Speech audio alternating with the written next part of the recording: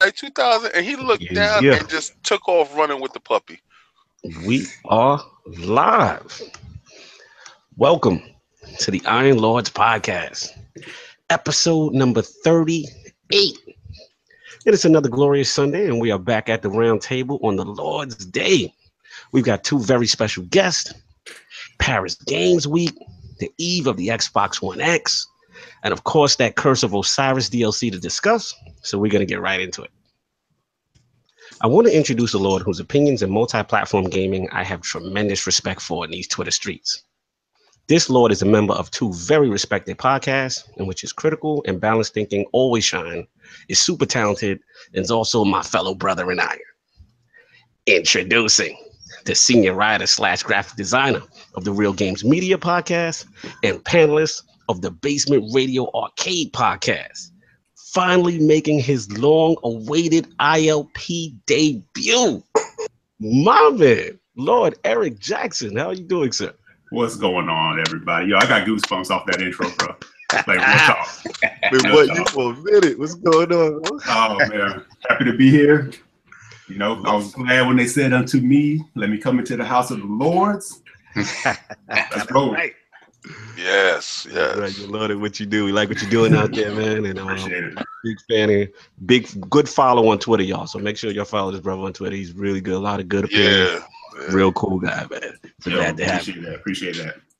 And of course, we have a Lord who is no stranger to the ILP and is considered extended family at the round table.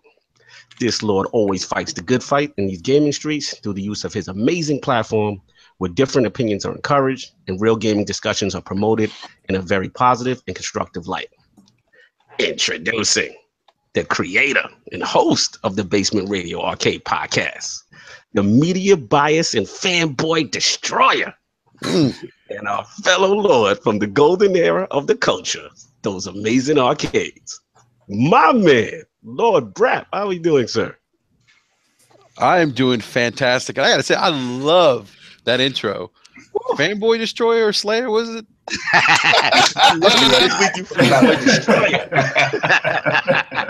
It was so good he can't remember it. I felt like I was walking down the aisle. Like, Right. I was strutting. There you That's go. right, man. That's the WWE intro.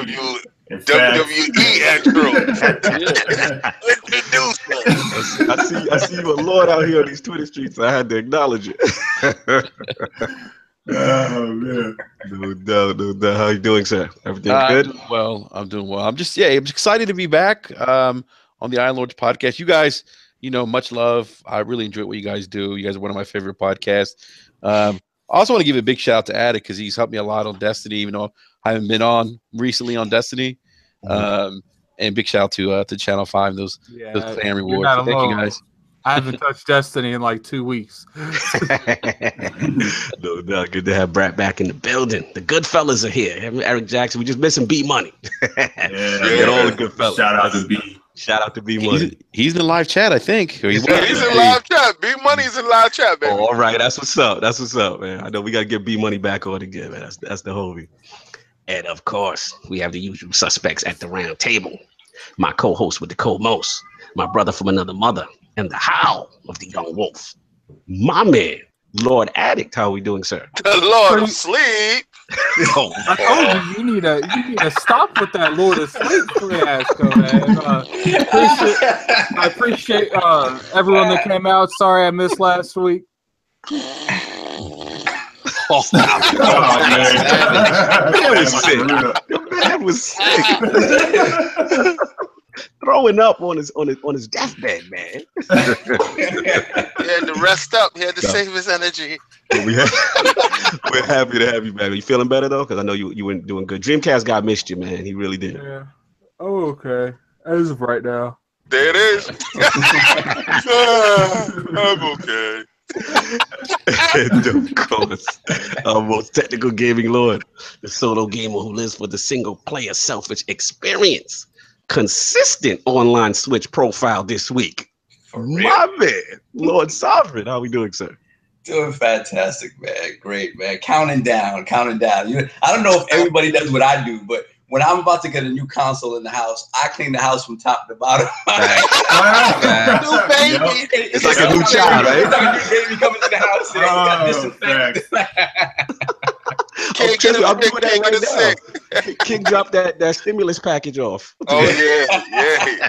He rolled through and got that pro. Oh. No doubt. And of course, the excess gamer. Ooh. The Lord of Combat Sports, who is a man of his convictions and demands nothing less than the premium experience. Ooh.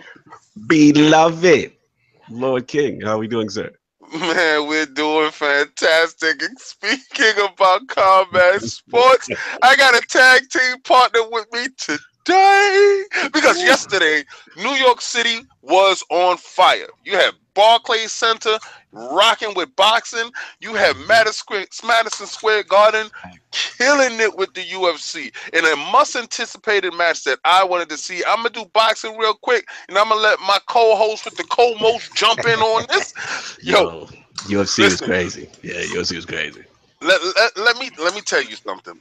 In the boxing, the televised cards that you got a chance to see was 3 cards, right? And in the first card, you had the Russian cat versus the Japanese cat, right? And Nuyuit and King Dunn.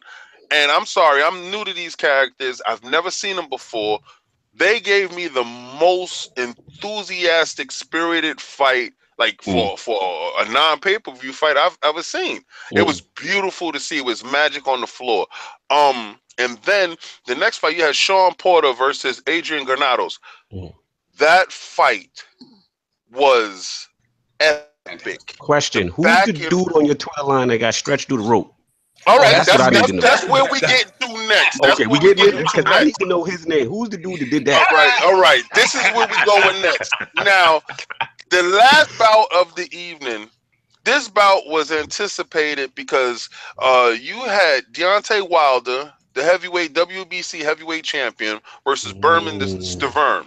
Now, Berman Stavern took Deontay Wilder 2 years ago the distance. Now, ever since then, Deontay Wilder has been knocking people out. He's the only person that made it the distance. All right, and that's how he got his belt. So this fight was anticipated. Gotcha. Now, remember last week when I said Anthony Joshua Florida bum a tomato can? He's the other champion across the pond, right? So they're trying to tell Deontay Wilder he needs to fight more people to step up. Deontay Wilder is so upset. He is so angry as a champion because he is not getting the respect that is due. Our American champion did the most disrespectful knockout of a man that you can ever see. Yes. And retweet that. In one round, he obliterated Berman Stavern. I'm talking about, that's the best knockout I've seen of a man. He spoiled him out with his legs cocked back and his arms giving it up. And his chest, he just submitted to the man as he was slumped beneath the ropes.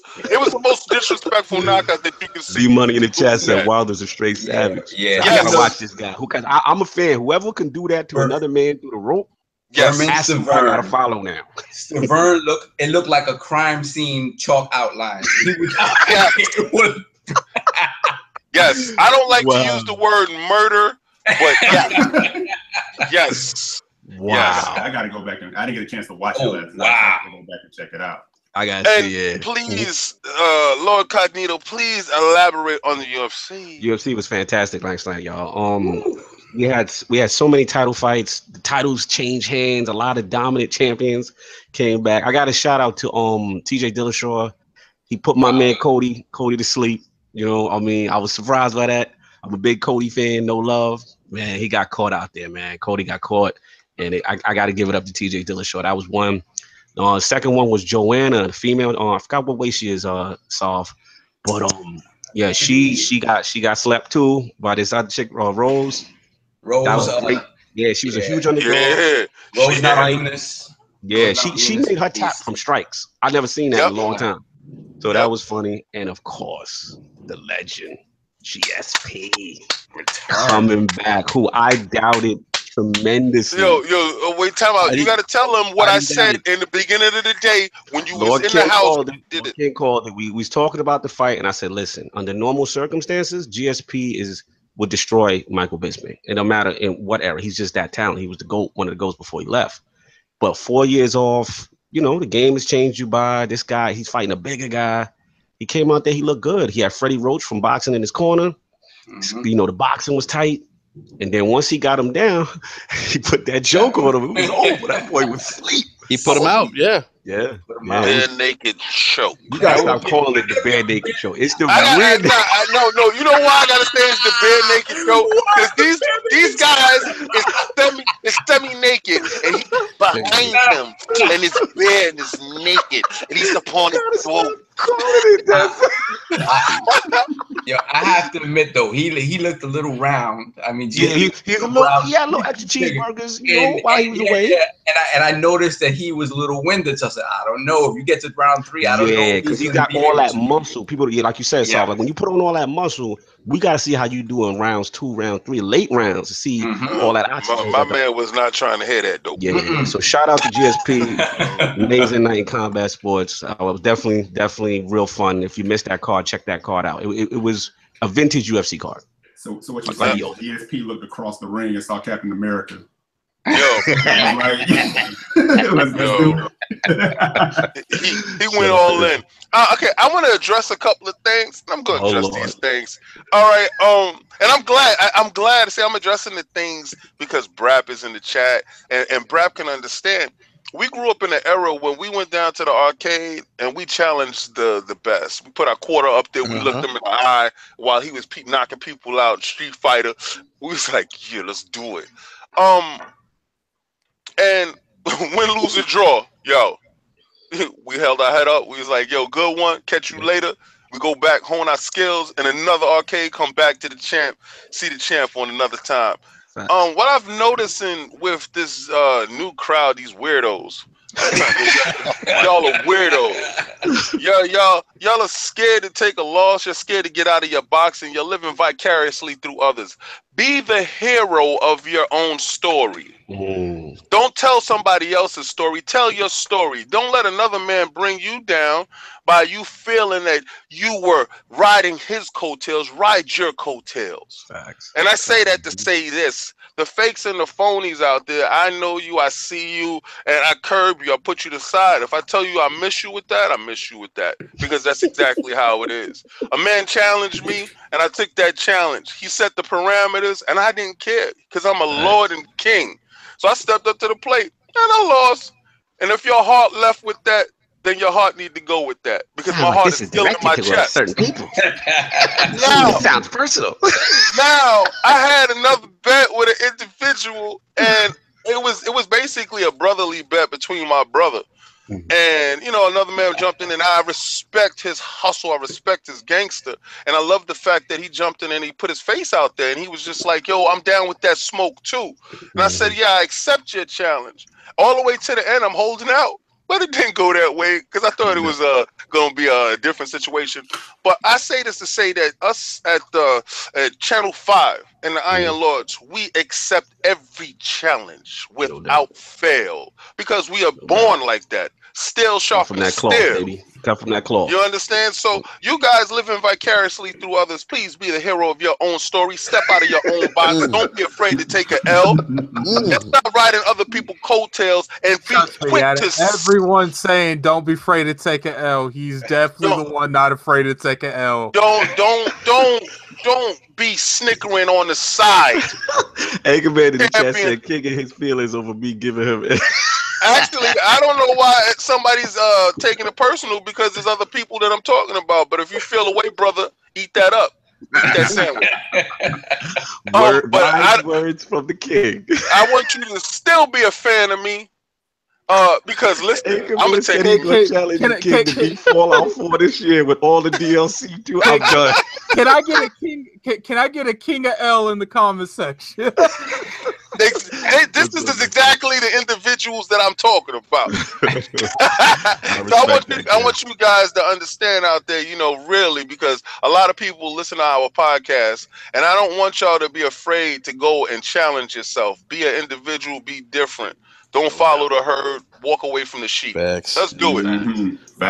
Wise words from the king. And we're going to get this thing started. Of course, it's Lord Cognito here, spreading that gaming realness on the ILP. Not telling you what you want to hear, but what you need to hear. So, it's great. We're back at the round table. All the good stuff's going down. So, we want to get into what the Lords are playing. But before we do that, and since Lord Brap has already been through this chamber with the Lords in ILP 26, so do y'all history, new ILP fans. I want to start with Lord Eric's video game system history, and of course, what led him to the podcast game with both RGM and Brap. So, Lord Eric, what was the first systems you started with, brother? Oh man, my very first system was the Atari 2600. So I'm gonna date myself a little bit, and definitely as a kid, many hours into that, and then that led into. Never had a Master System, but my cousin did, so I used to rock on that a lot. So Sega was in the roots, but my first was the NES with the Rob and Gyromite. Oh, you had the Rob one? So you had the Duck Hunt one. You had the Rob one. Wow. Yeah, matter of fact, I was looking for my Rob a couple of years ago, and came to find out my mother gave it away, because I wanted to put them on my desk at work. I was like, I was hurting over that, so I hit eBay trying to find it, and I was like, all right, people asking crazy prices. So that's not gonna happen. So I got the little amiibo. I said that'll hold me over one day. So, and then from there, definitely had the Genesis. Woo. And then Genesis does. Yeah. Then I took a little bit of a hiatus. Like as a kid, got into sports. Was outside a lot more and involved in events. So I kind of took like a little bit of a lull, like from gaming for a bit. And then I came back hard with like Saturn and Dreamcast and everything like that. And then, that's around the time I started making my own money, so it was fire. A lot of Sega going on. Now back up 1 second. After the NES, you didn't jump into the Super Nintendo? Was that kind of missing from your timeline? Okay, I was curious. I had Super Nintendo, but I wasn't playing as much. Okay. Like I had it, so my collection of SNES wasn't as big. And then actually what got kind of like took me away from gaming a little bit too is I had the NES, like I said, with everything, right? My game collection was thick, and then our house was broken into, so everything was like wiped out, and that is like completely decimated me for a while. But that sucks. Yeah. Then started building it back up again. You know what I'm saying? Sega CD. And this boy had everything. Yeah, sounds very premium over there, baby. Premium, Lord Eric. I love that. When I started making my own dollars, it was a wrap. But I will shout out my mother. Single mother. From the time I was a few weeks old. We in the same boat, Lord Eric. We in the same boat. Yep. There we go. Let's go. Providing, bro. Providing. And actually, one day, if I may, a couple years ago, I was reading an article, by Colin Moriarty, and he went back and, kind of highlighted gaming with inflation, like what systems would cost back then to what they cost now. And I stopped for a minute. I was like, I got to call my mom's real quick. I said, Mom, thank you. Thank you. I said, thank you. A single mother, single income, and you made it happen. Facts. That NES was no joke how much that joint cost, brand new back in the day. You know what I'm saying? So that, Genesis, and then from there, I was rocking and buying my own stuff. But no doubt. But where I came back to a hardcore was definitely like the PS1 brought it back. Because I was, pretty much done with college. I was working. And I just remember like being up, till like 4 in the morning, 5 in the morning, having to go to work, playing with my cousin, falling asleep, at my desk, playing all night. But it came back hardcore, like from Dreamcast, PS1 on, and then it was just give me some PS1 games that you was rocking. Give me some PS1 games. But the one that brought me really back into it was Tomb Raider. That was like the very first one. First, what I'm saying? Just putting the hours into that. Battle Arena to Shinden. What? I was in on that. Tekken. What? Arcade Perfect Tekken. System 11 board. Oh, bruh. It was what? It was crazy. What you had in the arcade was what you had in the house. Same exactly. thing. Exactly. So I'm just trying to think back through all my PS1 joints. Classic, man. Classic, bro. Of course, I'm gonna draw a blank right now, right? I'm just thinking about all. You already named some classics, so I mean, Yeah, you was in it. Did you play Tobal #1? Because that's my favorite PlayStation 1 system game of all time. Tobal #1. Never played Tobal. Yeah, Tobal That game was fantastic. Yeah, 60 frames per second. Oh my lord. Yeah, that's our first taste of 60 frames. Was that Sovereign? Quote me. Was that Square and Namco? Yeah, it wasn't Namco. It was joint. It was Square and well, it was like Akira Toriyama design. Yeah. So I don't know exactly who it was in conjunction with. Mm-hmm.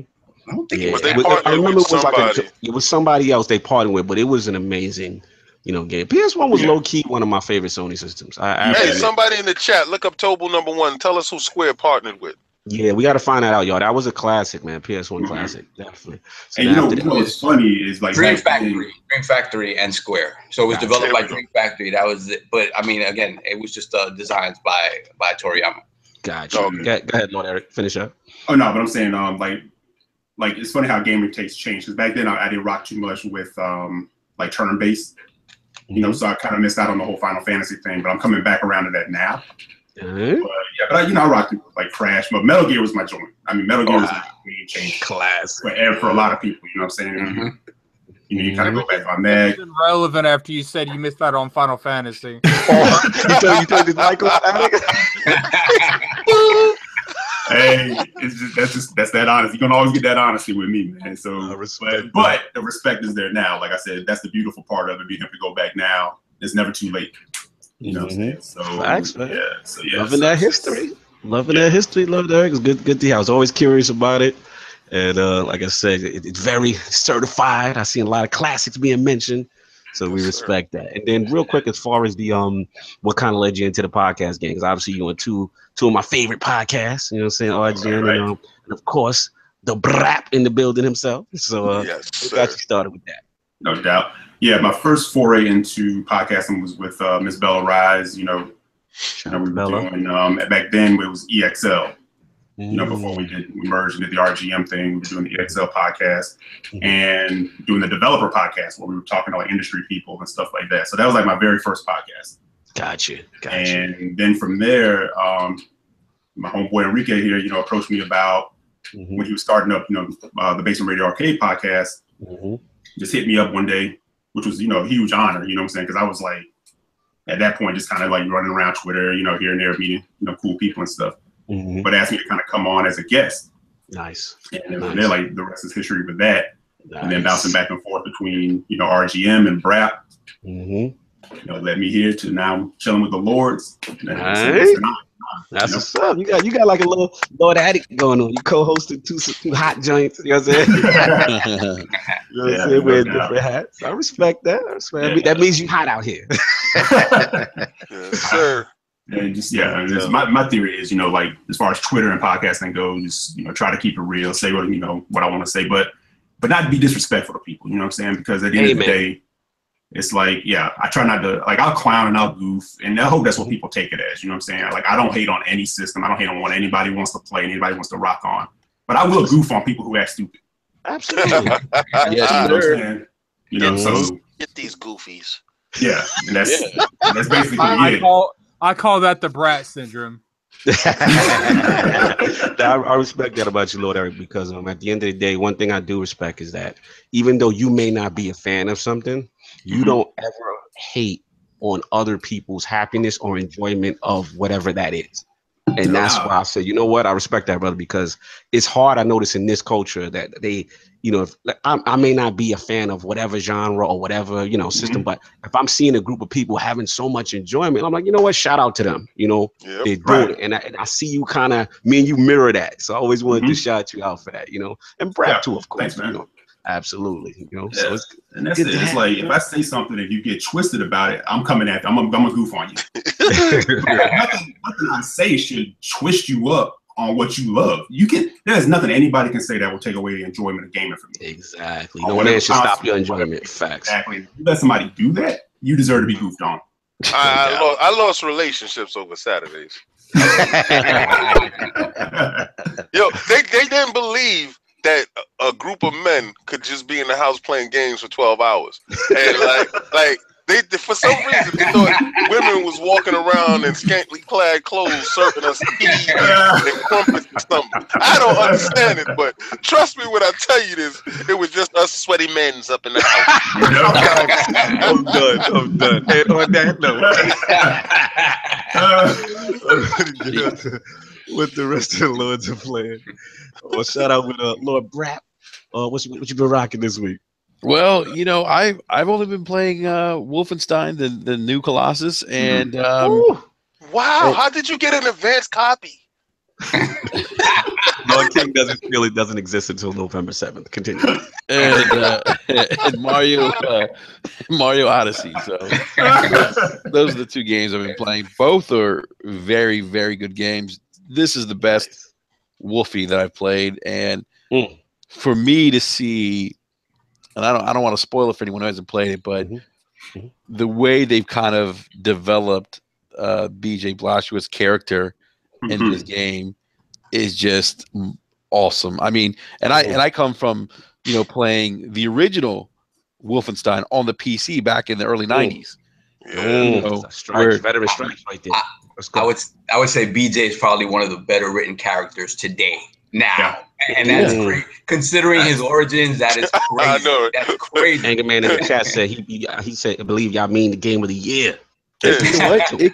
It could be game of the year. I'm telling you, the thing about his character, for me too.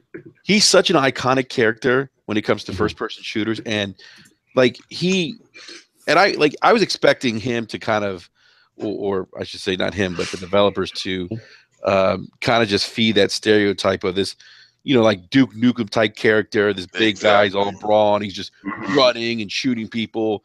But there's so much depth to him as a character in this game that it really breaks a lot of those stereotypes. And that to me is like the brilliance behind this game. And I'm telling you, Anchor said it's up there for me, game of the year right now. Shout out, man. Shout out to you, Brad, because you, Anchor, shout out to Lord Dreamcast guy last week. You guys are selling me, man. And now Eric, you know, he's telling Lord Eric telling me, like, I can't wait. You know, I'm on my premium mode with like Lord King. I just want it at its finest hour. You know what I'm saying? Like 4K 60, all the bells and whistles, all the trimmings, the extra sauce. You know, too much for my TV. But from what you guys are, for what you guys are saying, Lord Brap, I'm really excited. So that's good to hear. That's really good to hear. No, it's you guys are gonna enjoy it. And I just want to say one quick thing about Mario Odyssey. Sure. Nintendo's got another Game of the Year contender. Let's go. Odyssey. Let's go. Cool. Yeah, I'm cruising through Wolfenstein 2. Not I say cruising. I'm taking my time with Wolfenstein 2 because I'm just taking it all in. And as far as like the premium experience goes, I was like, should I hold off? Because I'm not even sure where I'm going to get an X, but I already know that I will play this game. I'll probably have this game on both systems. Dope. Because I'm playing it on PlayStation right now. But the one thing I will say, and I've seen Anchor out there kind of talking about this too, I don't know if I put them over Naughty Dog because the Naughty Dog just has like that pedigree right now. But Machine Games has been taking notes. Yes. And they came with major character development in this game. And I'm talking about 30 minutes in, and you're going to be like, I connect with this character now in a way that I didn't connect with him at all before. Before he was just like, you know, a protagonist.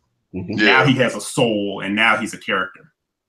Wow. You know what I'm saying? I mean, he has that heart, and just this way this story tugs at your heartstrings and deals with like issues that we're dealing with right now in this country. This game is not maybe trying to be that voice, but it definitely has that. Definitely, you feel that tone. It's very timely. Nice. That's what we want to hear. Nice. So both of y'all playing that Wolfie. All right. We're going to have to get into that. Lord Addict, what have you been playing this week? He's been playing sleeping. Oh my god! I didn't have enough time to unmute my mic. You know, any period of silence from you, the jokes is gonna go. What's up, Lord? What you been playing? Played anything this week, to be honest with you. Kind of low key. Yep. What are we preparing for next week? To be honest with you, nothing. Wow, I've played everything. I've played everything I want to play this year. Oh, that's that Kid Smooth sharing library. Shout out to Lord Smooth. That's what that is. That's what that is. So you finished up Shadow of War? Yep, that's all I really want to play. I tried Assassin's Creed. I just can't get into it. Yeah, you were saying that for some. He didn't get it. You got to get his Switch back, right? Oh. Yeah, I'll wait on Mario. I can wait on Mario. All right.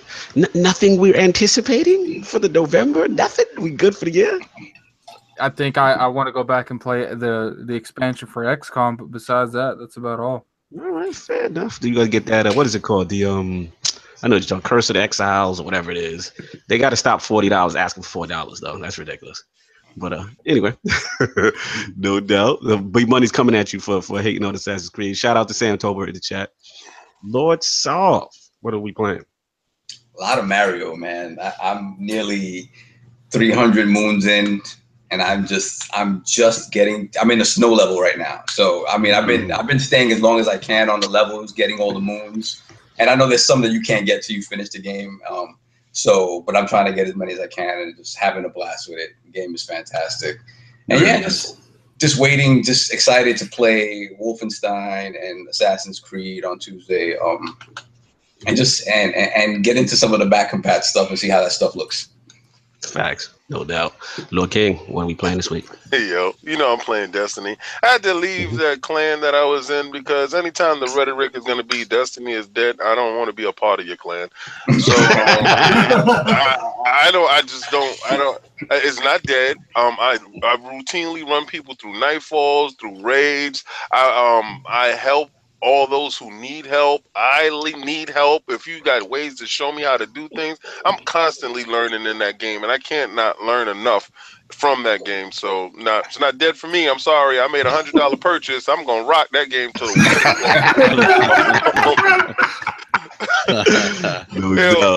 and I'm playing Mario. I got to give it to you guys. I'm really nervous about the NPDs for November because let me tell you something. Ashy? No, listen. The way my knees is touching the ground lately, brother. Oh my God. They sold. How your knees been feeling? They good? They good lately too? Yo, listen. They sold 1.7. Listen. Okay, I'm not telling you shipped. I'm not saying shipped. They sold 1.7 million in 3 days. That's the fastest selling Mario ever. And that's all in October. Yes, think about it. Thank you. Yo, Addict, that's the only thing I held on to. That's the only thing. But I'm thinking about what's the stuff they're not saying though. But the game is Galaxy like I expected, like I thought, but it's so much more. It is. It's like so much more. These guys are master craftsmen when it comes to their franchises. They're beautiful. Very vibrant game. And you got to shout out to Lord King when it came through. He had it on that 85-inch whatever beastiness, and I'm just like, Mario, I don't even can't imagine Mario looking like this, and it looked even more amazing on his. He came in the house. He said, "What the hell is this?" I've never seen a TV that big. I'm like, every time I come to this Lord's house, it's something new. I just come here to get the premium scraps. That's what I come for. Whatever he's done with, I come for that. Shout out to Lord King. That's what's up. So yeah, for me it's been the same. Prepping for the X, and obviously if y'all follow my Twitter timeline, shout out to This Is the Police game. Been rocking that crazy. You out of control. Social, all type of weird racial issues and morality choices. Oh man, I'm addicted. But yeah, I touched Mario lightly. Been going back and forth with that. But yeah, it's all about prepping, man. Prepping for the X, and again, shout out to Lord King for the Pro. I've been getting that set up. Got my PS4 Pro getting together, trying to download some classics that I had, and yeah, getting ready. So we're gonna get into this poll that we had from last week, and the poll results are in. The people have spoken to the question of the October 27th Murderer's Row of Gaming, which is Mario, Wolfenstein, Assassin's Creed. Which combination duo will finish highest in October MPD? The winner at 76% in dominant fashion is the Mario Odyssey and Assassin's Creed Origin combo. Coming in second At 18% was the Mario and Wolfenstein combo. And coming in at non-competitive 6% was the Origins and Wolfenstein combo. So thanks to everyone who participated in last week's poll. What do the Lords think about this? Hey, feel free, anyone. Pretty much what I thought. Yeah, I mean, it makes sense. We said it on the other side. We said it from the beginning that as great as Wolfenstein is, it felt like it would be sort of the odd man out in this trio, just because, you know, Assassin's Creed appeals to so many different people, and it's been gone for a year and they've been touting all these changes. And of course, Mario, we haven't seen a new open world Mario in a lot of years, so obviously that was going to do well. So yeah, but to be honest, I did feel that Wolfenstein was going to rate higher than Assassin's Creed. Gotcha. And it is overall, not by a lot, but it definitely is. So it's just one of those things where I think this is what's going to propel Wolfenstein to even greater heights, just because all the word of mouth that people have been talking about this game. It feels kind of like The Godfather 2. Like this is part 2 of a trilogy, and it's fantastic. I don't even want to know how they're going to finish off this trilogy, but it made sense. It made sense that would fall to the wayside a little bit. Dope. Lord Brap, what do you feel about that result? I mean, I'm not surprised. I mean, I wasn't surprised by the results at all. I mean, I think, with Assassin's Creed, like, I think there was probably more anticipation behind it. I think Sovereign said because they took about 2 years or a year off in the game. Mm-hmm. So I think there's definitely more hype and I think anticipation for this game, especially given everything that happened after Assassin's Creed Unity. Even though like Syndicate wasn't a bad game, like I haven't played a lot. Good. Yeah, like I think Syndicate's like Eric actually put me on Syndicate. He's like, oh man, it's actually really good, and he was like saying a lot of people slept on it, and it is good. I probably played a couple hours of the game. I haven't finished it, but it's definitely better than Unity. But I'm not surprised by the results. I think Mario, obviously, I think there's a lot of hype behind Nintendo right now, and Mario. And I just wanted to say something regarding the Nintendo Switch. I think I may have said it on the first time I was on this podcast when I said they're going to take holiday MPD. That's right. They might do that. We had Matt Piscatello on this past Wednesday, who's an industry analyst for MPD. And you remember, man, he said, what did he say is going to happen? His prediction for next year is the Switch is going to outsell Sony and Microsoft. Wow. He's going, Matt is going through 2018. He's talking as well. 2018 is he's projecting the Switch to outsell both PlayStation 4 and Xbox. Wow. Yeah, that's something. that's something. It kind of makes Reggie. Remember what Reggie was saying? Reggie was like 16 mil by, like. Oh yeah. People were like, "You out of your mind, playing. You out of your mind." It's like, not really out of his mind right now. Reggie was crazy, but he's not. I mean, they're doing it. They're doing. By the way, guys, I really do like those polls that you guys drop every week, though. Yeah, much appreciated. Trying to get the pulse of the people, And shout out to B Money to Jay. He's like, I tell y'all, I'll sleep on Nintendo. I'll give it over to B Money every time, and actually, I'll shout him out every time. He said it. He didn't waver. He put it out there. Yeah, it seems like they got the right formula. So, yep. Yeah, that was the poll. So it seems like the people have spoken. We got a new poll cooking up at the end of the show. So stay tuned for that. So let's get into these topics, y'all. We got some nice topics at the round table. Lord Sov, what's been going on in Paris? What's been happening? Sony was doing some things. Sony was definitely doing some things. So last week they had their Paris Games Week presentation, and I just wanted to get the Lord's feeling on what they felt Sony talked about there. If they're excited, not excited. I mean, obviously, Lord Cognito's excited because he's back in the PlayStation fold off of this alone. So it might have been a motivating factor. It might have been a small motivating factor. I gotta say that honestly, Lord Cognito has told me for a while, I'm gonna have to come through and get one of those pros that you're not using. Because he knows my disdain you know, for even picking up the machine that they forced me to play. They forced me to play. All right. And he told me a minute ago, and he knew I was gonna make a move with these X's coming out, and he was like, let's go, come up off that. And he came through. He hardly comes through, but his car was in that driveway there. Facts. No, So, yeah. I mean, so from my perspective, I honestly see this becoming Sony's big show in a lot of ways, because if you look at E3 the past few years, they're really reluctant to really go in and announce brand new stuff, AAA stuff at E3. They're going to give you gameplay of stuff that you expect for the end of the year, maybe some gameplay trailers of stuff that are coming for the following year early on, maybe first quarter. But usually Games Week is where they give you more in detail gameplay for stuff that's coming out at the beginning of the following year and into the end of that year. Right. And it just feels like there's more substance to it. And it kind of makes me wonder what they're going to do with PSX, because PSX, the same thing. It's like that they may announce one or two things that may be a couple of years down the line. Hopefully we'll be getting some release dates for like Spider-Man, for God of War, stuff like that people are expecting. But I don't see it being a big announcement show. So this one felt like it was like a big announcement show.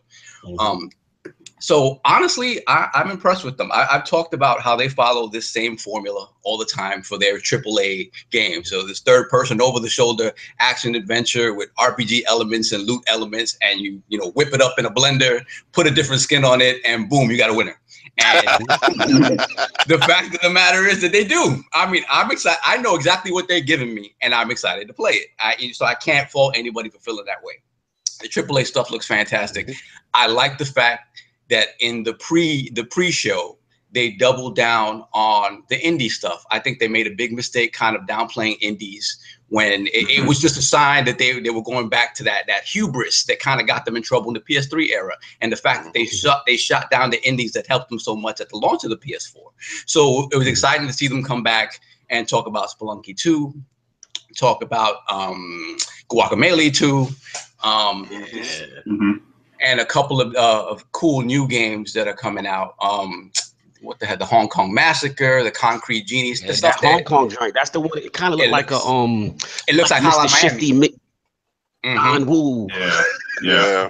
Total John Woo. Cool. Total John Woo. It felt like Stranglehold from the 360 days, but kind of. Yeah. Mm-hmm. So I'm glad they're doubling down on that stuff. To be honest, I really don't want to play those games on a PS4. So hopefully they make their way to the Switch at some point. A lot of these games. It's funny you said that, because I'm the same way with indies lately. I think Switch is such a perfect platform for it.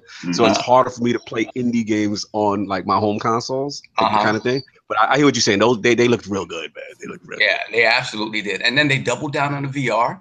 I'm happy for that, because again, we've had issues with Sony. We had issues with Sony not supporting their peripherals when they drop. Exactly. They'll always support their primary system, but if they, their portable system or any of the peripherals they drop, if it's not selling the way they feel it should, it dies. Let me interject real quick. So I shout out to Lord King, really pioneering and championing the VR movement on the ILP. We was clowning him, we was laughing, we was not feeling it, and he rode it all the way. And I'm not even going to front. Whatever that little English British gangster game that they got, the VR, I forgot it was Blood and something. Blood and Truth. Blood and Truth. No, it looked, and they got another one with the little mouse with the knife or whatever. I love that game. I can't get enough of that game. I want that game so bad. Good. I was very impressed. Shout out to Jay Barry as well. We were talking not too far along, but I got to give you guys credit. You guys been pioneering that VR, and they look like they're still committed to it, and that's always good to see. But continue. Yeah, absolutely. I think that's the best thing about it, that you're seeing more full-on games as opposed to experiences, which I think is what was worrying people about this. Like, am I just going to get these half-hour experiences and they're going to be charging me an arm and a leg for, as opposed to full-on games? So I'm glad to see this is coming through. The Blood and Truth looks fantastic. It reminds me of The Getaway and James Bond, and I heard I think Greg Miller was talking with with the giant bomb guys about like little things that he was able to do in the demo, like something where they threw like a grenade at him, and he just reacted to the grenade in front of him, grabbed it with his hands and threw it back, and it worked. So it's just something like that line where VR sort of becomes this second nature thing where things are happening and you're not even thinking about it. It's starting to improve to the point where the experiences are really on another level, and that to me, that's a positive thing, and to see them at the forefront of that is fantastic. And so now we go to their AAA stuff, and they doubled down on a lot of stuff we had seen before. They actually showed us some more footage of Detroit, which we all found to be fantastic at E3. They showed kind of a controversial scene where it showed child abuse and whatnot. The game murder, fantastic. Child murder. Murder, yeah, let's be correct. It's murder. Child murder. But they went in, they showed more of the Shadow of the Colossus.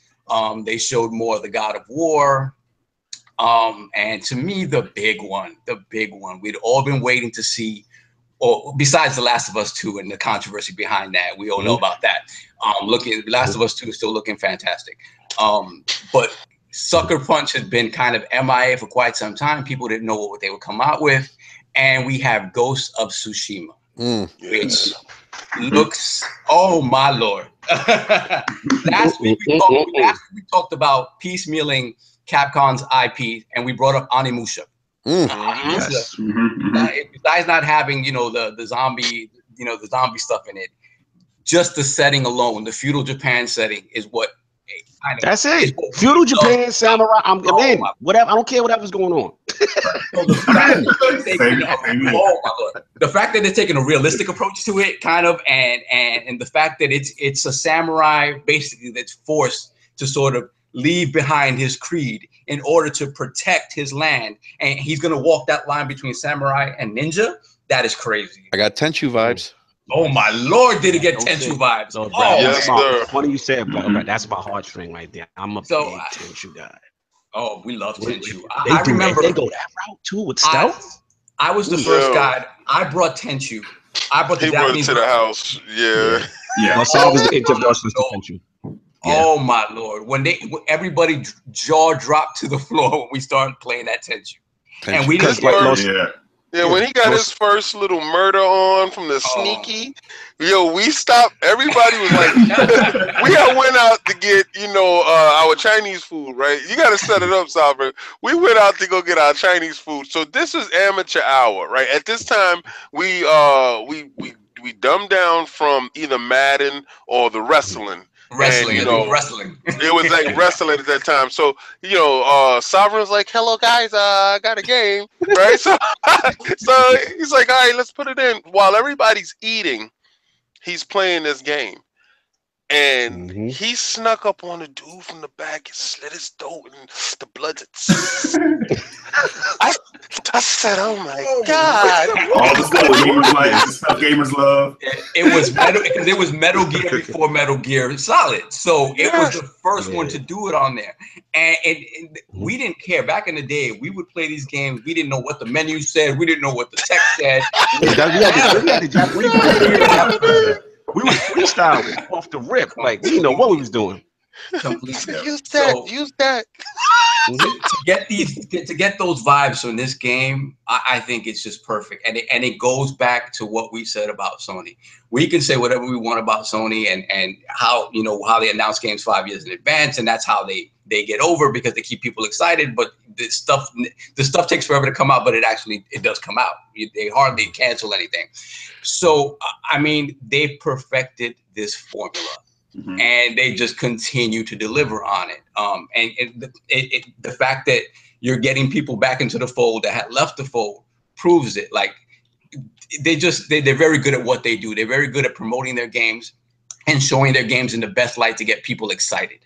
And it's something that I don't think Microsoft does nearly as well. But this, to be honest, man, I'm excited. I'm excited for what 2018 brings, man, from Sony. Can I interject something real quick too? Oh no, I'm done, man. You guys could jump in. where Ghost of Tsushima is concerned, one of the first things I saw people saying, well, it's a CGI. We didn't really see anything. Did you not play Sucker Punch? Is Infamous Second Son?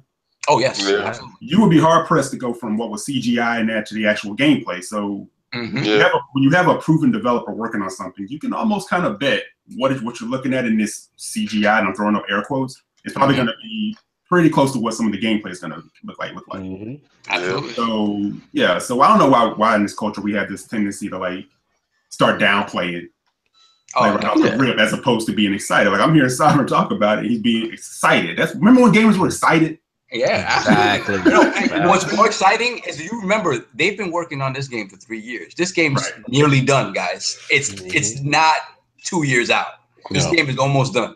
Right. So, Can I want to interject real quick if I can. Yeah, go for it, Brap. So this is, and I said this on RGM last night. You may remember my little rant, Cognito. Oh yeah. I thought, Sony show. I thought it was pretty good for the most part. I mean, obviously, there was a lot of footage, things that we saw from a AAA perspective of games we already knew about. Obviously, Sucker Punch was like the new franchise. But I think for me, it was like a reminder that, and it reminded me of my biggest frustration with Microsoft right now. That when we hear things like, and I get the economics of game development have changed. We hear, first party games are more challenging to make, or AAA big first party, big budgeted games are harder to make now. Blah blah blah. And then we see a game like this from Sucker Punch, right? And we see games like Wolfenstein coming out, but don't have a multiplayer aspect to it. But more important, like with Sucker Punch, like they could have come out and done another Infamous, right? They didn't do that. They've completely gone in a different direction, a new IP, a new story, a new character. And this is what Sony does so much better than Microsoft. mm-hmm. And it's my biggest frustration with Microsoft, because if I look back at previous console generations, and look, I'm not saying this to pick on Microsoft. I say this because I want them to do well. Right. I want them to look. They got the hardware down now. They got the services down now. The only thing they're missing is that software piece, right? With respect to first party stuff. Master Chief is great, but I'm kind of over Master Chief. Gears is great, but I'm getting tired of Gears. Forza over the Big Mac shake and fries. Is that what you're saying, Brap? Are you over it? I'm feeling them. I'm right with them. Yeah, I mean those franchises have become like they've gone from being McDonald's to McDowell's. I mean, it's just not. Yeah, you McDowell's them. Damn. I mean, it's just. You don't like to hear that either, man. I've said it on Twitter, and it's like, yeah, you crazy. I'm like, no. Yeah, people I say this, and people look to me cross-eyed. I'm like, oh, you're just a Sony fanboy. No, it's not. Nothing to do with fanboy. I'm actually a fan of Microsoft. I have a lot of appreciation for what they've done for the industry. And Eric, you and I've talked about this. They always seem to kind of be ahead of the puck in terms of where the industry's going.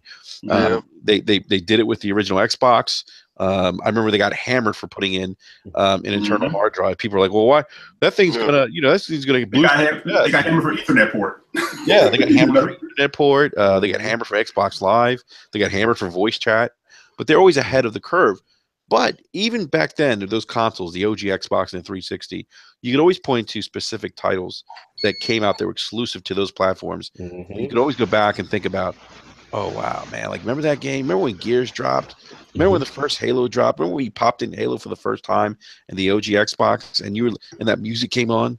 Mm-hmm. Yeah. Mm-hmm. Yeah. Guardian Chance. Mm-hmm. Yeah. Goosebumps, baby. We don't have that on the Xbox One. We don't have that. I say this, Brap, and I say this with all sincerity. All hell, Phil.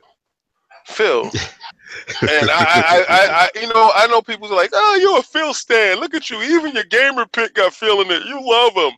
All right. Okay. Whatever. I'm telling you this. I'm a visionary when it comes to this, man, and I'm truly believing and buying in the Kool-Aid. I drank the Kool-Aid when I was there. I honestly believe, and I'm seeing him systematically change the narrative, and I know he has those games that you're talking about in the stash.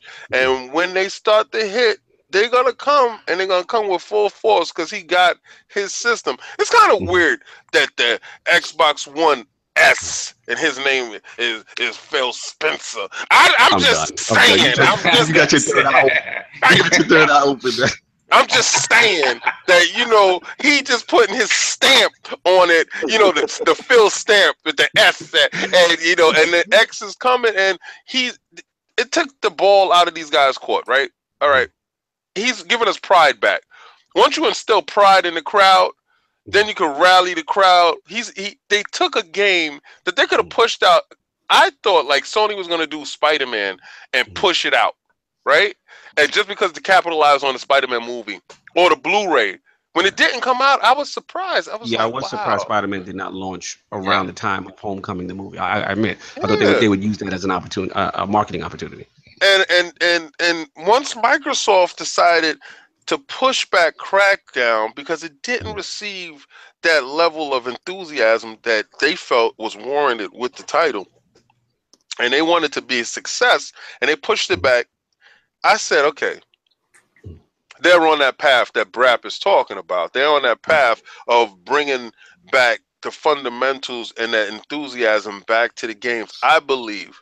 But, you know, sorry to interrupt you, Brap, but I know exactly. I got share the same frustration. I want them to do well, and I notice Sony is killing it when it comes to that. Absolutely. Shout out to the chat real quick because I see Cal in there. Cal is in there lit. Anchorman is in there lit. And listen, we hear what y'all saying. Like, I mean, first of all, Cal is going hard. He's like, Sony, we giving Sony too much credit. Hey, Cal, stop that, Cal. Come on, Cal is going hard. You have to give them credit because they're willing. Think about this. All we hear more recently is the economics of game development, how expensive it is, how big AAA single player games aren't revenue generators anymore. You know, how, you know, games as a service is a future. We hear about all these different changes in terms of ways to generate revenue in the business. You have to give Sony credit for taking creative chances and for allowing the people who are creating this content to take those chances. I mean, you can't sit there and say we're giving him too much credit. No, we're giving him enough credit because they're taking these chances to create these phenomenal gaming experiences. That don't always work out, you know. I think Sony even said, you know, 3 to 4 out of 10 of the games they put out that are exclusive are profitable, you know, and make money for them. But the point is that they allow their studios to try different things. I mean, you go back to Guerrilla Games, going from Killzone to creating Horizon Zero Dawn, which is a complete 180 from anything they've ever done before. Yeah.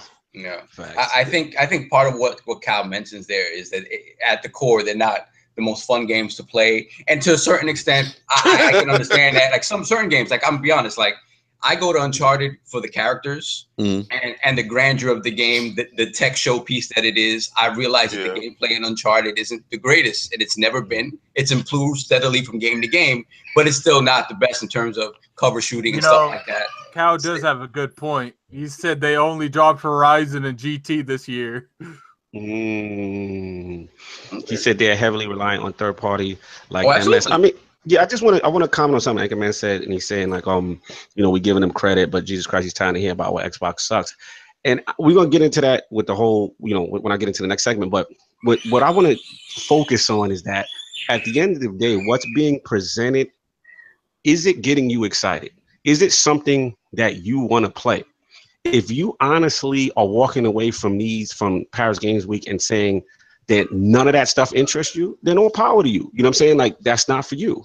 But the consensus seems to feel that, hey, like what they're showing looks good. Like, if I can piggyback, I'm sorry, go ahead. When it comes down to it, it's like, look, like they are relying on third parties. There's no denying that, you know, they have, you know, Persona, stuff like that. And this year wouldn't have been so bad if, you know, these games that they put, you know, all this faith into sucked. But this year, almost every game they put faith into was, you know, a home runs. It's not the fact that, you know, it's not the fact that they rely on those games. It's the fact that for the most part, games like Nier Automata, games like Neo, games like Hellblade. Like, these games aren't pursued by Microsoft, it seems like, so it gives them that edge. Right. And those types would have been pursued. Persona 5, I think that's the only game Microsoft couldn't have got, regardless what happened. Right. But if you look at it from the perspective of those other games, you know, obviously there was deals that was brought up to get that, but it's like, if you could have took those, you know, those, we'll call them guns. If you would have took those guns out of Sony's arsenal, what would Sony have had this year? They would have had Persona 5, Horizon, and GT. But since it looks like they didn't really try to get these games, because a lot of these are Japanese-oriented games, and Microsoft has had, you know, we haven't seen them really pursue these kind of games that much in the past couple years. They had Persona, they had Hellblade, they had Nier Automata. It's just like one after another. Yeah, we could very well see these games on Xbox next year. I mean, Phil has constantly talked about his trips to Japan and the strides he's made in that. He hasn't said anything, but again, we've always said he's gun shy to talk about stuff till he's 100% certain it is an actual game or it is actually going to happen. Yeah. Okay. Cal is clarifying. He's saying he's not saying that what they're saying that they're showing is not great.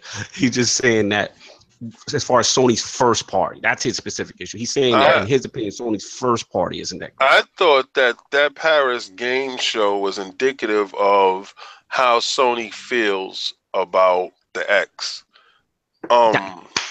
That's what I'm talking about. Yeah. And can I just piggyback real quick? Yeah. This is the point I'm saying. Like the aggressiveness and keeping the boot on the neck. We all know the X is coming, right? Yeah. So what does Sony do? They get aggressive and they put it back in the mind share of, hey, we're still here. We got games. You see what I'm saying? Yeah, At the end of the day, that's what's important, isn't it? Isn't this what we're doing?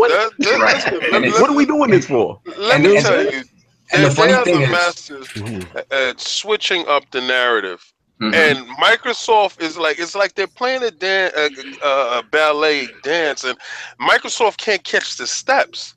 It's like every time they feel that they got something, all right, we got the resolution, baby. It ain't about resolution. It's about games. What?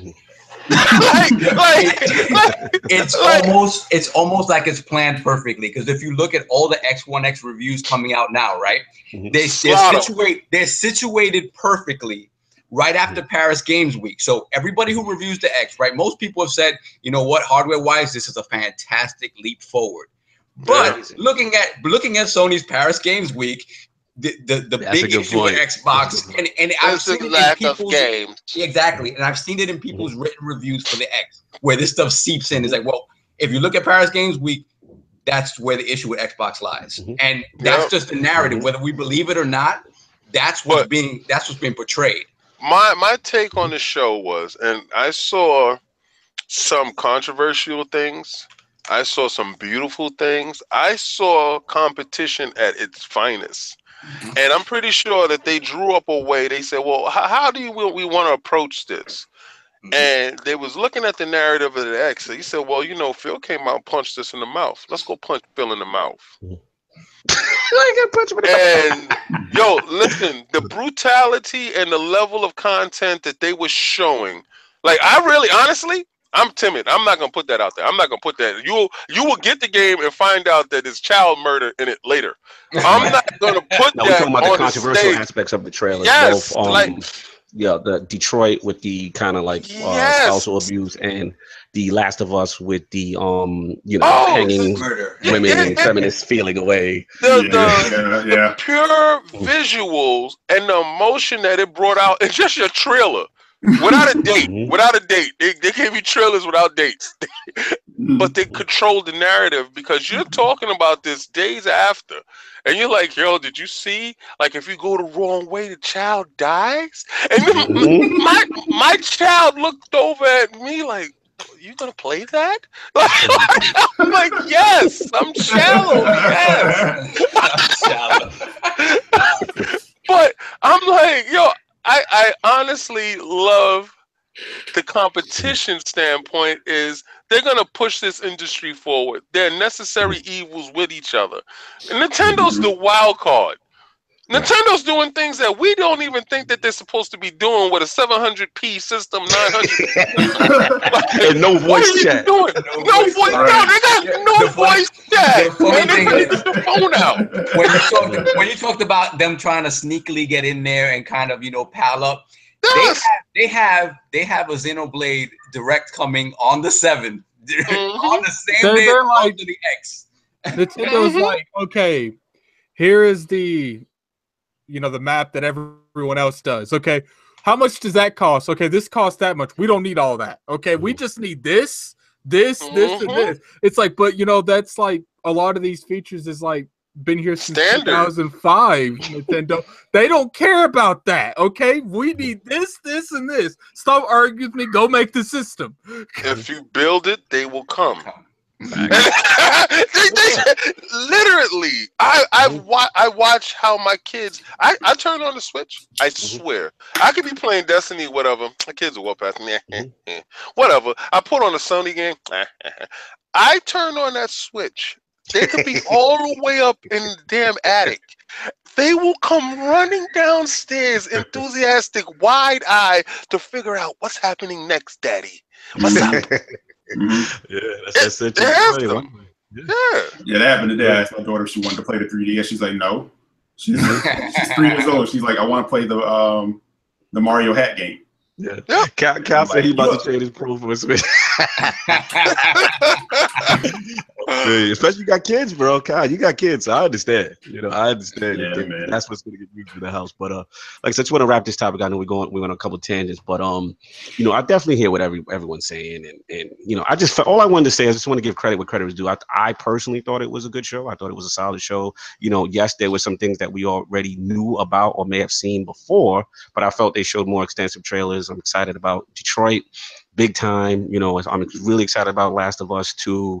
Like you said, the VR games look pretty. The gangster one looked pretty cool for me, and I just thought it was a good counter to try to take a little thunder away because we all know the X is coming, and I just felt from a competitive standpoint, that's what you need to do. Like you need to get, because let's be honest, if you're a Sony guy, right, and you don't have an Xbox, and the Xbox One X is coming. As a fan of that console, you're gonna feel, well, okay, what do we have, kind of thing. And I felt it was perfect timing to get the mind share back, to give their own base confidence coming in, like, you guys are good for 2018. You know what I'm saying? That kind of thing. And I forgot to tell you, we didn't even talk about God of War, y'all, real quick. What does everybody feel about God of War, the God of War trailer? My only thing is the boy was talking a little too much, but that's. I didn't like it. I didn't like it. I'm a little worried about God of War, to be honest with you. I didn't like it. It doesn't seem they need to deviate from old God of War gameplay. I understand giving Kratos more depth and making him more of a character, and the narrative part. I have a feeling they're gonna do fantastic with that. The gameplay, combat looks kind of like a play on what they used to do, and a lot of people didn't like that combat. It felt button mashy. I'm telling you, I'm sorry, but I feel like ever since The Last of Us was made, they're like doing the same thing. They literally like, okay, let's take a zombie apocalypse world, throw The Last of Us format. I know where you're going. Let's take a God of War game, throw The Last of Us format on it. It's like, look, like I get it. It's cool. The Last of Us did well. That gameplay is generally it's key to the hardcore. Yeah. So they generally get a lot of the hardcore to buy their game. So it usually does decent, but it's like, come on, man. Like, let's be real here. Like, I get we go after Microsoft for the Halo, the Gears, and the Forza, but is it okay for Sony to make the same game with different skins? Tell about it. This is a valid argument. When you break down the gameplay mechanics of those games, they're not all the same, though. Okay. No, the mechanics, no. So I understand like the design, open world design. Here's but the thing. When you break down the mechanics, though, I would be okay with that. But we go from a game that had a previous trilogy. They changed that entirely around to our visual, because we didn't get a chance to touch yet. Let's give them a little bit of the benefit of the doubt. I'm still sitting there with the quine eye on it. But I I know what Addict is saying, and I was praying that it wasn't that. You know, I saw The Last of Us 2, and I was just like, yeah, that looks like The Last of Us with God of War, and I'm not doing that. I don't want that. I really want that flow, that feel, that Kratos, that overpowering beast, and I don't know. I don't get it from it yet, but also remember they know that's they show fire, and they was putting out the other stuff for you to see. So I guess I thought that was filler, to be honest. And I think that's a little bit of column A and column B like coming together, because I think what they're doing is answering you. This has been my issue, and look, I'm not trying to go back and say we're bashing Microsoft, but I said I think Halo and Gears have value as properties. I just think you need to kind of like reinvent them a little bit and kind of move them forward, because I think Chief and Marcus, and I said this before to some people coming back at me, Marcus should have died in Gears 4. Let's move it forward. You know what I'm saying? But I think Chief and Marcus are holdouts from their time period. The same way I think Kratos, if you had Kratos in there right now, and this happened with Ascension did not do well, because I think people were kind of getting tired of, all right, we get it. Kratos is pissed off. The god screwed him. It's almost like Kratos is Twitter. Let's be real. Let it go. The Kratos in this game wasn't too far off from the Kratos in the other games, okay? Well, I mean, it remains to be seen. He just calmed down. That's all. He's so a vindictive asshole. He still don't care about anyone else in his life but himself. No, I get that, but I'm saying when I was playing Ascension, I was sitting there. I was kind of bored with it. I was like, I'm kind of getting to the point where I'm like, I'm tired of Ares, and all this stuff. You know what I'm saying? So I don't know what's going to happen with this new God of War, but I can see. That's why I said it's a column A, column B. You got Last of Us feel, and it's true. Sony could be playing a slippery slope with kind of following that aesthetic with all their games. But in a way, they're saying, okay, that kind of worked. Let's see what we can do. At least they're trying something new. Whether they fall in their face with it, at least they're pushing something like a different aesthetic with it. They're not trying to go will say this though. I kind of feel like Last of Us and Uncharted jacked aspects from God of War, like the interactive cutscenes that Uncharted and Last of Us do really, really well. Like God of War was doing that way back on the PS2. Wait, time out. That's Shenmue, baby. Well, you get what I'm saying. All of these are born from Shenmue. Yeah, let's dial that all back. I'm talking about God of War. You made a direct comparison to a game that took a game from someplace else. Let's go. Are we going to start comparing first-person shooters to the origin of every first-person shooter? To Wolfenstein? Yes. Well, but that's not uncommon. I mean, game developers borrow ideas from concepts. It's whether or not they execute on those concepts. Yes. Facts. Let's move on. Let's move forward. So overall, I mean, I'm assuming the Lords were pretty okay with Sony's show for the most part. Right? We're talking about it. We're talking about it. All right, let's move on. And I'm up to bat. So we had the PUBG reveal at Paris Games Week. Look, King is stupid. A lot of announcements. So we got a console launch exclusive on Xbox preview program. It's going to be December 12th, so right in the middle of the month. That PUBG is going to be there. Now I'm assuming it's going to be a digital code in the box, and it looks like they're going to launch 1.0 version of PUBG in conjunction with the PC version. So definitely excited about that, and I'm definitely excited that PUBG has a release date. It's a huge exclusive. Regardless of how anybody feels about the game personally, let's give it credit. It's one of the fastest growing games on PC. It looks, as far as the mind share, it's the current mind share right now. Everyone's going crazy. This seems to be the new wave.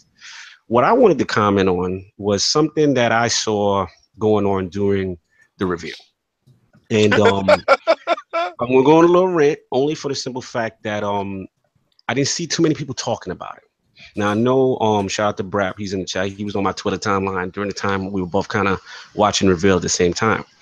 And this is what I do want to say this for you on your rant. Us at the Iron Lords podcast in no way can tell anything Lord Cognito's about to say. Listen, it's not that serious. It's not that serious. All I'm saying is this, we just talked about the Sony Paris Games Week, right? and we just talked about how we felt from a competitive standpoint that was a good counter to try to take a little thunder away from the X, because we know the X is coming. We got Digital Foundry dropping, people getting those, review systems, they're getting the games, we're starting to hear more and more, a lot of positive stuff about boost mode, yada, yada, yada. We'll get in that with Addict's topic. The thing that I noticed was that, okay, so for me, obviously Xbox is my preference. I want to see what, quote unquote, the home team is going to do after Sony's Paris show. Because we all felt Sony Paris show was a good, solid show for the most part. So, it starts out, and right off the bat, there's technical issues, there's mic issues, the mics don't work. Now, granted, is that Greenie's fault? No. Is it one of those situations where this has never happened in the history of press conferences and games? No. But all I'm saying is it just feels indicative of the year Microsoft is having in 2017. It just puts more emphasis on that capital L they've had 2000. We affectionately called 2017 for Microsoft the year of the L, as far as from the exclusive standpoint and things like this. And this was like their one thing to not botch. like you got PUBG exclusive on your platform. Why your mic's not working? Why is the showcase of the demo of the game? Now I get it. PUBG might not be the greatest game to demo. It's a game based on tension. It's like the Hunger Games. 100 people drop into an island, and it's a very tense thing. But it just seems that when it comes to presentation, this is where Microsoft is a little bit behind Sony, and I just want them to work on it because, in my opinion, this is me speaking, that type of a presentation where you're having all these that's unacceptable to me. You cannot have that. You cannot be fumbling over the mic. It took so much thunder away from the December 12th announcement that it made me feel like, okay, you know what I'm saying? When in reality, it was supposed to be a great announcement. So I'm done with my rant. I know I'm going to get the action Microsoft again comments though, but I got to keep it 100. And a lot of you guys, shout out to my people out on Twitter and stuff like that. I just felt the way because y'all know that conference was not displayed right in your heart. Yourself. Like that's all I'm saying. Because I'm a fan of the platform, but let's not try to act like they ain't bumble and fumble that whole situation. That's all I'm saying. I'm out my feelings. I'm gonna bring it to the rest of the laws, but I sat there and it did everything I didn't want it to do. I said, from the mics to what was going on, like they building fake tension to the people can't play right. I said, I can't believe they're doing this right now. It almost felt like the Crackdown thing. Remember when Crackdown they had the people that was the girl cussing. It's to the point that they need to stop freestyling because they are the worst at freestyling. Hey, you guys know what they were doing, don't you? Talk to me. What they were giving a foreshadow. They're like, oh, you know what? You know why our mics don't work? You know why the audio don't work? Because this game ain't gonna work at launch. Oh my god!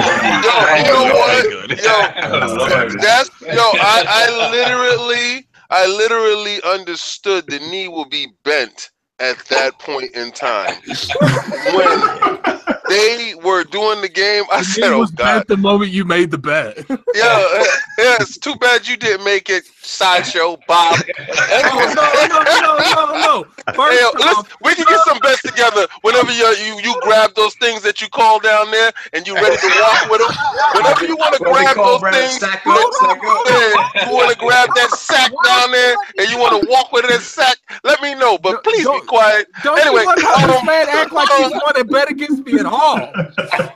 Wait, okay, you want to start? I can do what you do. You just lost $100 and some odd to Lord Cognito. How that felt? Living someone else's dream. Yeah, I'm doing you. I put on my Addict mask. Look at my Addict mask. Hold on. If I'm putting on my Addict mask, I'm gonna get sick and I'm gonna see y'all later and go to sleep. Anyway. After that podcast, because I missed that podcast. You fell asleep. Hold on. I sent you a message when I listened to it and said, no, he did. He said, I wish I was on that podcast. He said, I would have bet. Yeah, he said, why wasn't you there? Was sleep holding you? No, I got stuck at work for 16 hours. Oh, yeah. That's right. Oh, yeah. Sleeping. So real anyway, let's get back to chat. Let's get back to chat. Kick, and then I want to get Brap on this because Brap was also watching the show at the same time. But go ahead. Yeah, so I'm watching this thing and I'm like, I really can't. I can't believe that I keep giving these guys chances on top of chances, and they think they're nice at freestyling. I've come to this assessment that Sony writes down their stuff, they hit their written, they walk it out, they go over the show 1,000,000 times, and it comes through flawlessly. You see their cues, how Sony do? They do their cues. Yeah, Tony. Yeah. And it goes it's like Radio City Music Hall. It is, yeah.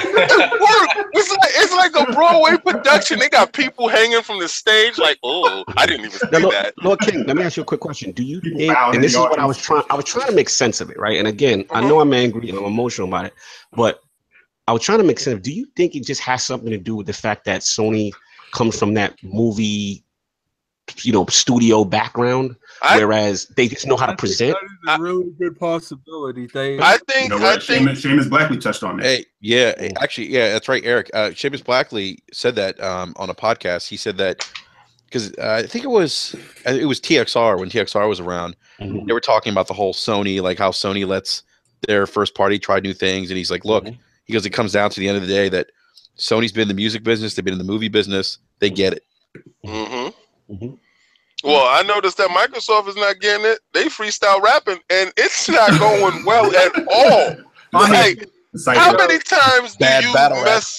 Yeah, like, okay, first of all, King of the that game is not exactly that game is not supposed to be presented like those. That's a game that you show in trailers. You show the exciting parts. It's too much dull points for that game to be shown. Like somebody laying in the corner waiting for you to walk past. I'm sorry. It's a survival game that you could play on one match for like 10 hours. Don't move a muscle eating a potato chip. There you go. Got it. That's how it is. All right. So. And people are trying to figure out, what's this? And Microsoft wants to be so hip, so trendy, so Twitter, so new. Let's do it off the riff. We got guys that stop it. Write it down. Let's follow the script. Let's do the formula, and let's get it done. I was disgusted with the show. I said I took a knee. I literally physically took a knee and said, "You're sovereign." In my head, "You're sovereign. You have won." And I saw that the game wasn't ready. I said, it looks like Fortnite might beat it to the show. Right. Like Fortnite might actually get out before them. And then I hear the crap. I think Fortnite's actually technically out now. This is crazy.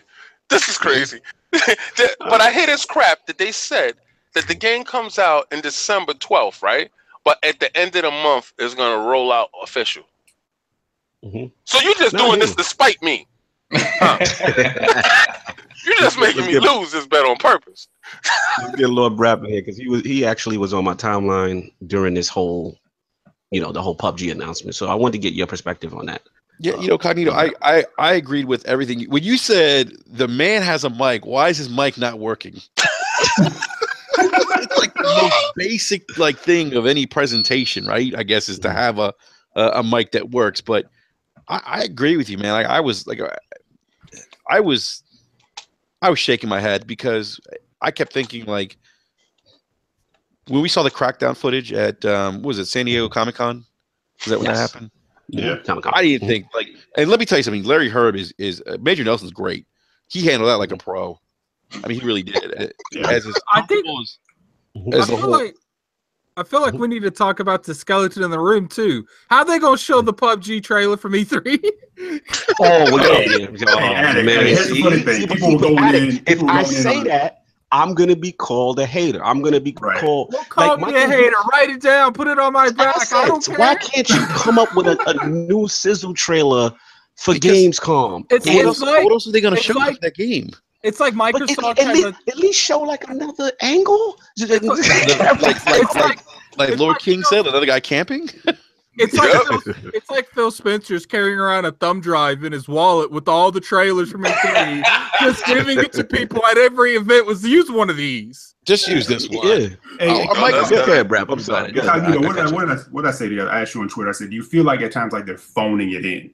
Yep. Like you have a beast, like you said, the beast is coming, whatever. You should. I mean, it should be that thing where you just.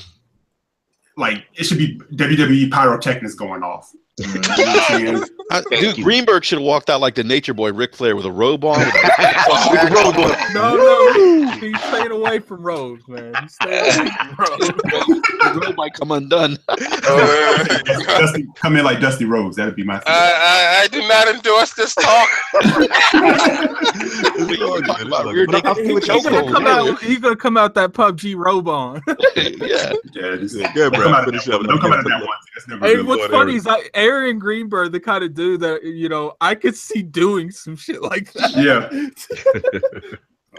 So you were saying, Brap, with the trailers and stuff like that, and you'll finish it off. I mean, what else are they going to show though? I mean, like, I think the game is pretty much. I mean, it's an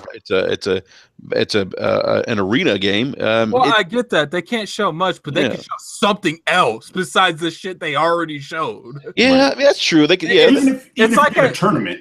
It's like at Gamescom. Why'd they show Forza 7 same trailer from E3? They could have even, like, let's be constructive. Like, they could have even showed the cooperative, because isn't there a mode in PUBG where you can play teams as opposed to the chicken dinner, everybody by themselves kind of thing? Like, they could. Shout out to B Money. I understand your point, and it is a tough game to show. All I'm saying is that try something different. Don't reuse the same assets. Maybe like another scene or something. Exactly. Do something. All they needed to do was show a sizzle reel of deaths, of kills, right at the point of being shot or whatever, getting hit with a frying pan. Like, show 10 of those back to back, and then you have your trailer, and you get people excited. Like, wow, look at all the different stuff I can do in this game. I'm not gonna lie. I would rather have just seen a PUBG PNG picture on the screen than this thing I see at E3. Yeah. Yeah, and shout out to Rick Dallas at the end of the chat. He said they ran out of film. I'm done. Look at it this way. It's not the fact that this game's not hard to show.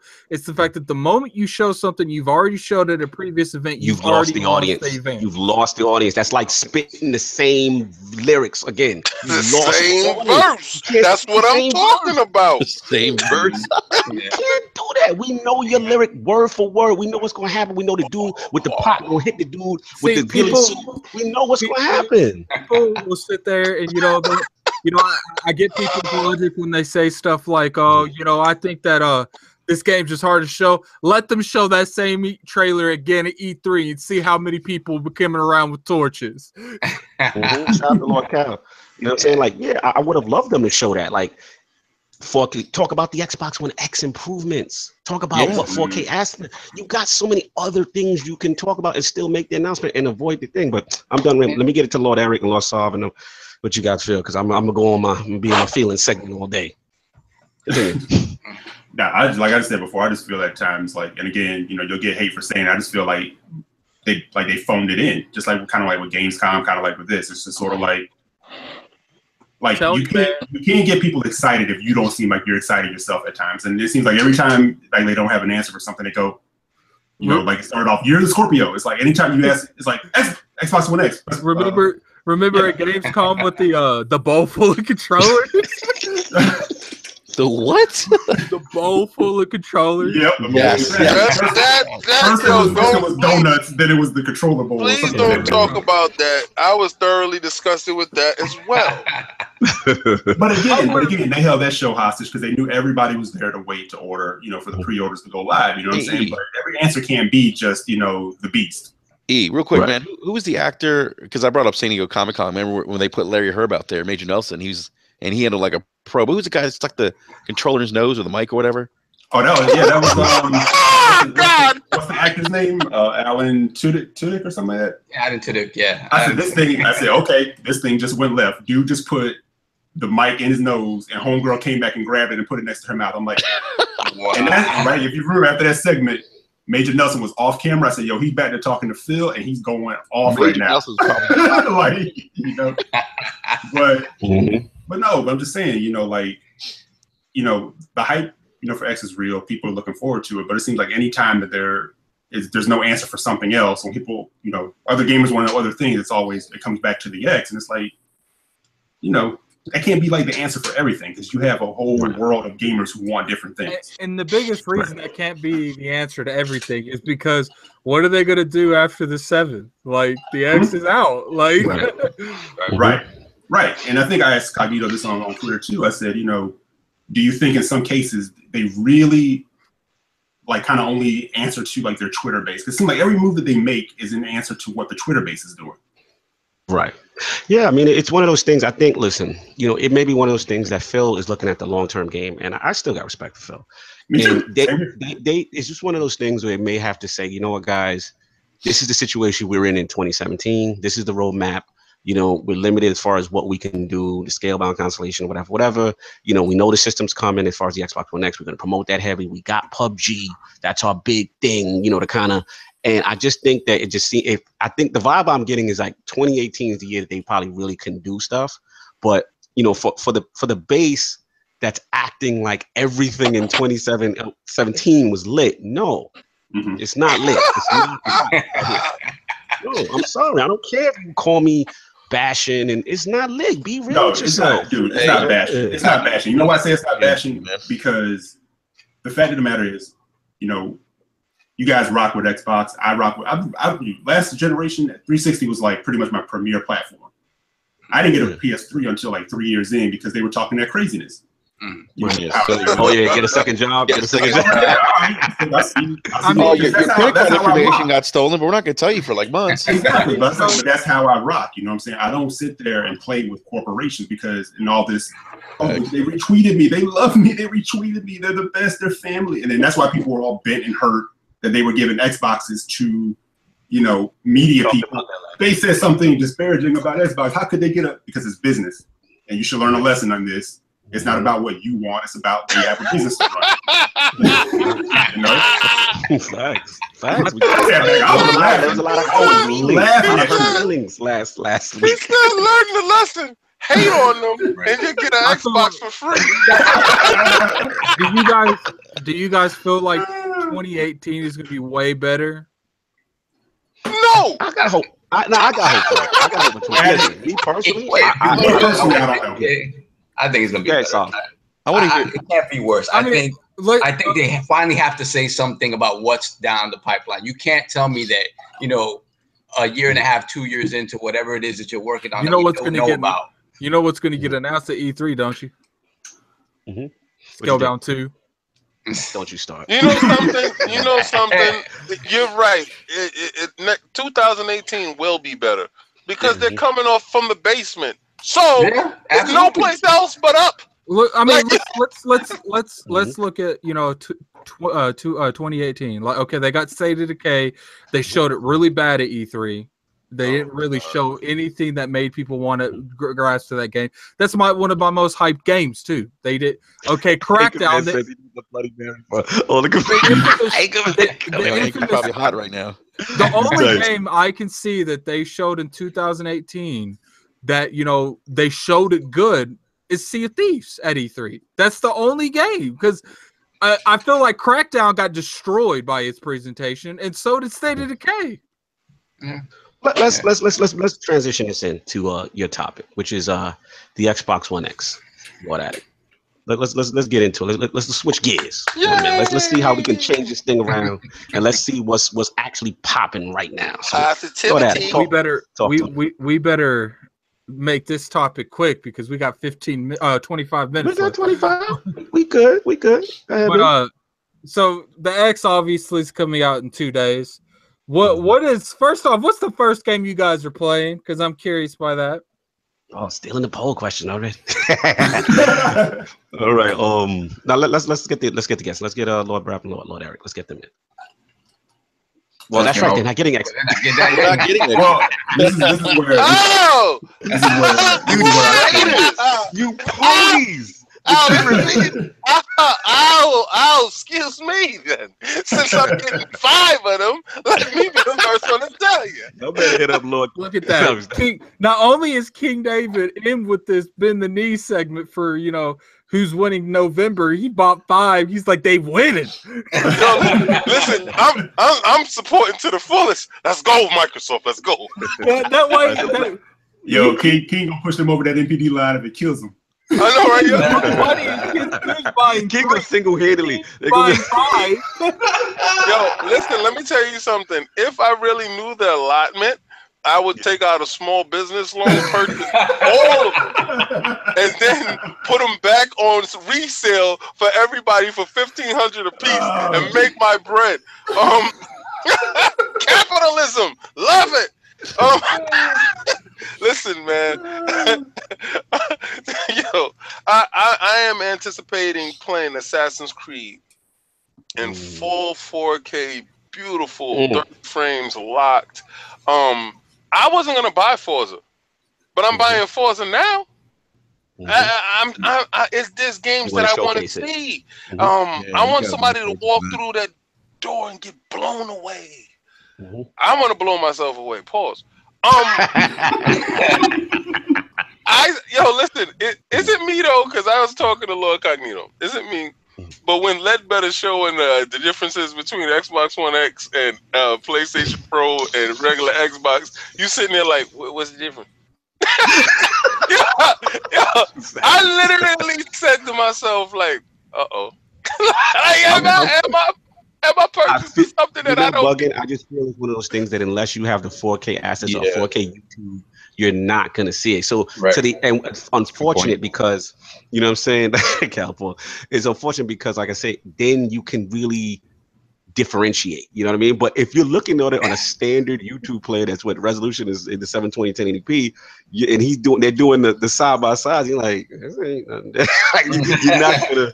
See it. No, I totally hear where you're coming from on that, but it's definitely an effect. But as far as I want to get Saul because he's getting X on day one. What's the first kind of thing you do on the first kind of game? For me, I always like to work up from my least, the least excitement that I have for a game to the most excited. You guys are ridiculous. Yeah, that's how I play. That's how I do. So the first thing I'm gonna play is Lucky's Tale. I just want to see Lucky's Tale. So after you play that for 15 minutes, what's the second game? Oh damn! Oh wow! So then, because I don't know what to do that game right now. I'm gonna hop into Gears and I want to see what Gears looks like. So I'll play a stage of that or whatnot and see what that is. And then it'll be Wolfenstein, and then I'll probably finish off with Assassin's Creed. That'll be, and I have the week off, so I'm going in. I'm going in. Nice. Take that week off. Yeah, with I'm sorry if you finish on something, I'll jump in after you finish. Yeah, and then after that, I want to check all the back and patch stuff and see how that stuff runs, and just kind of run the system to its paces and see if what they're talking about is true. Facts. Yeah, I mean, Lord Cognito here, the tech. So for me personally, I just love technology and anything that's new and get to honestly, it's more so to push this 4K TV purchase that I had from last year because I was kind of future-proofing myself for when the X came and the Pro and stuff like that. So, now that I got that in place, you always want that medium that's going to show off that TV, right? You want that medium that's going to push it, to the next level. As far as me, obviously you guys have been talking about Wolfie. I want that Wolfenstein 2 so bad. But if that patch ain't ready, I'm probably going to jump. It's probably going to be like what Lord King said. I'm probably going to do Assassin's Creed. I just want to see the differences. I want to see, that 4K goodness, see what that's looking like, as far as, and also I want to push a lot of native 4K games. I'm going to jump in Gears 4. I actually held off, shout out to Cycle in chat. I actually held off on Gears 4. There's a couple of games I've held off. I have not played in my backlog. Gears 4 was one of them for this purpose. Yep. Witcher 3. Man, I'm actually X just turned you all into PC gamers waiting for shit. You know what I'm saying? So I got like a lot of stuff. I'm looking at my, I refresh my I go in my Xbox storage, I refresh the Xbox One enhanced list, and I keep seeing things added. Halo 5's on the list. I want to see what's going on. And for me personally, and I don't think this gets enough credit, is Halo Master Chief Collection, because I always love what the vision for that game was supposed to be. We all know what actually happened. But you know, I'm so excited to see that they didn't abandon it. You know what I mean? And to actually go back, put 4K assets, and to just get the game functional. Like I'm such a Halo fanboy from the classic standpoint to actually see what they can do on the X. I'm excited about that. So I got like a couple of things I'm gonna put it through paces. And like I said, if it's up to me, Bethesda, if you got that patch, Lord Anchorman in the chat, speak to God Howard, speak to Machine Game, whoever you need to speak to. Let me know if that patch is available for because I need that native 4K. They blocked 60 him. good. You know what I'm saying? That's just me. they blocked him. He can't contact them no more. They blocked him. No. So as far as the non-X people, which I'm seeing, Lord Brap, Addict. Let's go bring it back to Addict. So what is it going to take for you to get excited, or is there any particular thing that you want to see the X do to get you kind of on the train? Not really. Oh, nothing. Nah, I mean it's nothing against people who want to get it, you know, but it's just like I got an S that plays the same game. So I don't got a 4K display, so why would I go out and buy that too? What if they secretly drop the Destiny 2 patch for 1080-60? Then we're not going to, though. That's the question. I kind of bought the RGM last night. Shout out to Bell and the guys over there. It was my question was, again, for the people on the fence who are like, hey, I don't have 4K TV. What if they now offer these performance modes like they're doing with Gears, like they're doing with Rise of Tomb Raider, like Lord Eric, Lord Brap, with that? Let's go with Lord Eric because I kind of brought this to Lord Brap last night. So you know, would that kind of entice you? Like, let's just say they had, you know, Destiny 2 was announced, they had a 60 frames per second patch at 1080p, or I know Arc actually has 1080p 60 as well as an X enhancement. Would that kind of lure you a little bit, Lord Eric, or no? Where I kind of stand on the X right now is I'm almost there. You know what I'm saying? But what I'm kind of waiting on is the impressions from like people like you guys. Like I don't trust the shills at all. You know what I'm saying? I don't. Yeah, right. I don't trust. Was that it? You can't really take what they say into justice now. Anyway. They waiting for games to play this. It don't matter. Their mind is gonna trick them to don't take my word for it because I'm selling them. So I'm gonna tell you it's fantastic and you need it like blood. This is how it's gonna go. They'll be. Let's say they play in Assassin's Creed. And let's say, you know, theoretically they're like, oh, I don't see huge difference. The inside of their minds will be like, nah, there's a difference. Don't right there, difference. I've waited 2 weeks, difference. Yeah. And for you, there won't be a difference. It don't matter. I already played the game. Man, if you good with waiting, I'm not. So what's my question, Addict, is why are you upset that we're waiting? Like, why does that bother you? Why dies with another person's story? It's not that it upsets me. I just don't understand. Because you mentioned it 3 podcasts. Man, listen, I just don't understand. Like, Lord Cognito. All right, let me explain something to you. 4K TV, Dolby Atmos. We have the equipment to maximize the purchase. Okay, but my thing is, if you're excited for a game, you ain't waiting. So your thing is, if you're excited for the game, well, remember, you forget, like, we got Destiny, we got things to play to hold us down. You know what I mean? It's just extra stuff to play that we want to see. I don't know. I couldn't wait. To play That's what I'm saying. Like, all I'm saying is, okay, like, people that are waiting for these games, they weren't really waiting for these games. Like, you can't. You wasn't really waiting for the games. I was waiting for the game. I'm waiting. Listen, I look at my Xbox every day. It's a struggle not to touch what you're saying is, you're trying to tell me I don't understand what you're saying. You don't understand me. I pay 10 grand for my television, and I'm making sure my X is maximizing this. Those games, I don't want to see them in a subpar form. I have the capabilities to see it, and it's what they wanted. Yo, listen. You don't get it because Microsoft put a 4K screen up there. They could have put a regular screen up there. They wanted you to see it in its real form. I want to play it how they intended it. Hey, Brad. Yep. True or false? If Assassin's Creed Origin comes out. Let's say they replace that with Destiny 2. How many of these people would have waited for it? No one would have waited for it. You guys would have played it. I didn't wait for Destiny. That's the one I bought. That's what I'm saying. If you would replace Assassin's Creed with Destiny, all I'm saying is people that are hyped for these games, they weren't hyped for these games. You know what you're missing? How can you tell me what's in my heart about? Listen. This is where Addict's World. Back to Addict's World. Addict's World. Addict's World. If it's not about me, it's like, listen. If it's not about you, you don't care, and we understand this. But how about this? Yeah. Let Addict get off. I'm saying that. Go ahead. Forget it. No, go ahead. No, let him talk. Go ahead, Addict. Go ahead, man. No, I'm tired of everything I say. He has a smart ass comment over. Get your point off. About the games. Go ahead, Addict. Go. Okay, he went to sleep. Right, so since he went to sleep, I want to say this, right? It's only a couple of days, to be honest with you, to wait for those games. Exactly. If Destiny was months, this is a couple of games. A couple of days. I can do that. This is a week. I can only say for Wolfie, I would have waited. Exactly. Like, listen. Yeah, I would have played it over again. Yeah, I'm a Wolfenstein. I'm a Wolfenstein head. I'm even more of an Assassin's Creed head. You know how difficult it's been for a week to have those games on my hard drive and not touch them? I even told Cognito yesterday I was considering cracking for a little bit tomorrow. So I get to see the difference between what the S looks like and what the X looks like later on in the evening. Right. That's a good point. I mean, honestly, these are games that I love. Like I absolutely devoured the Old Blood and the New Order.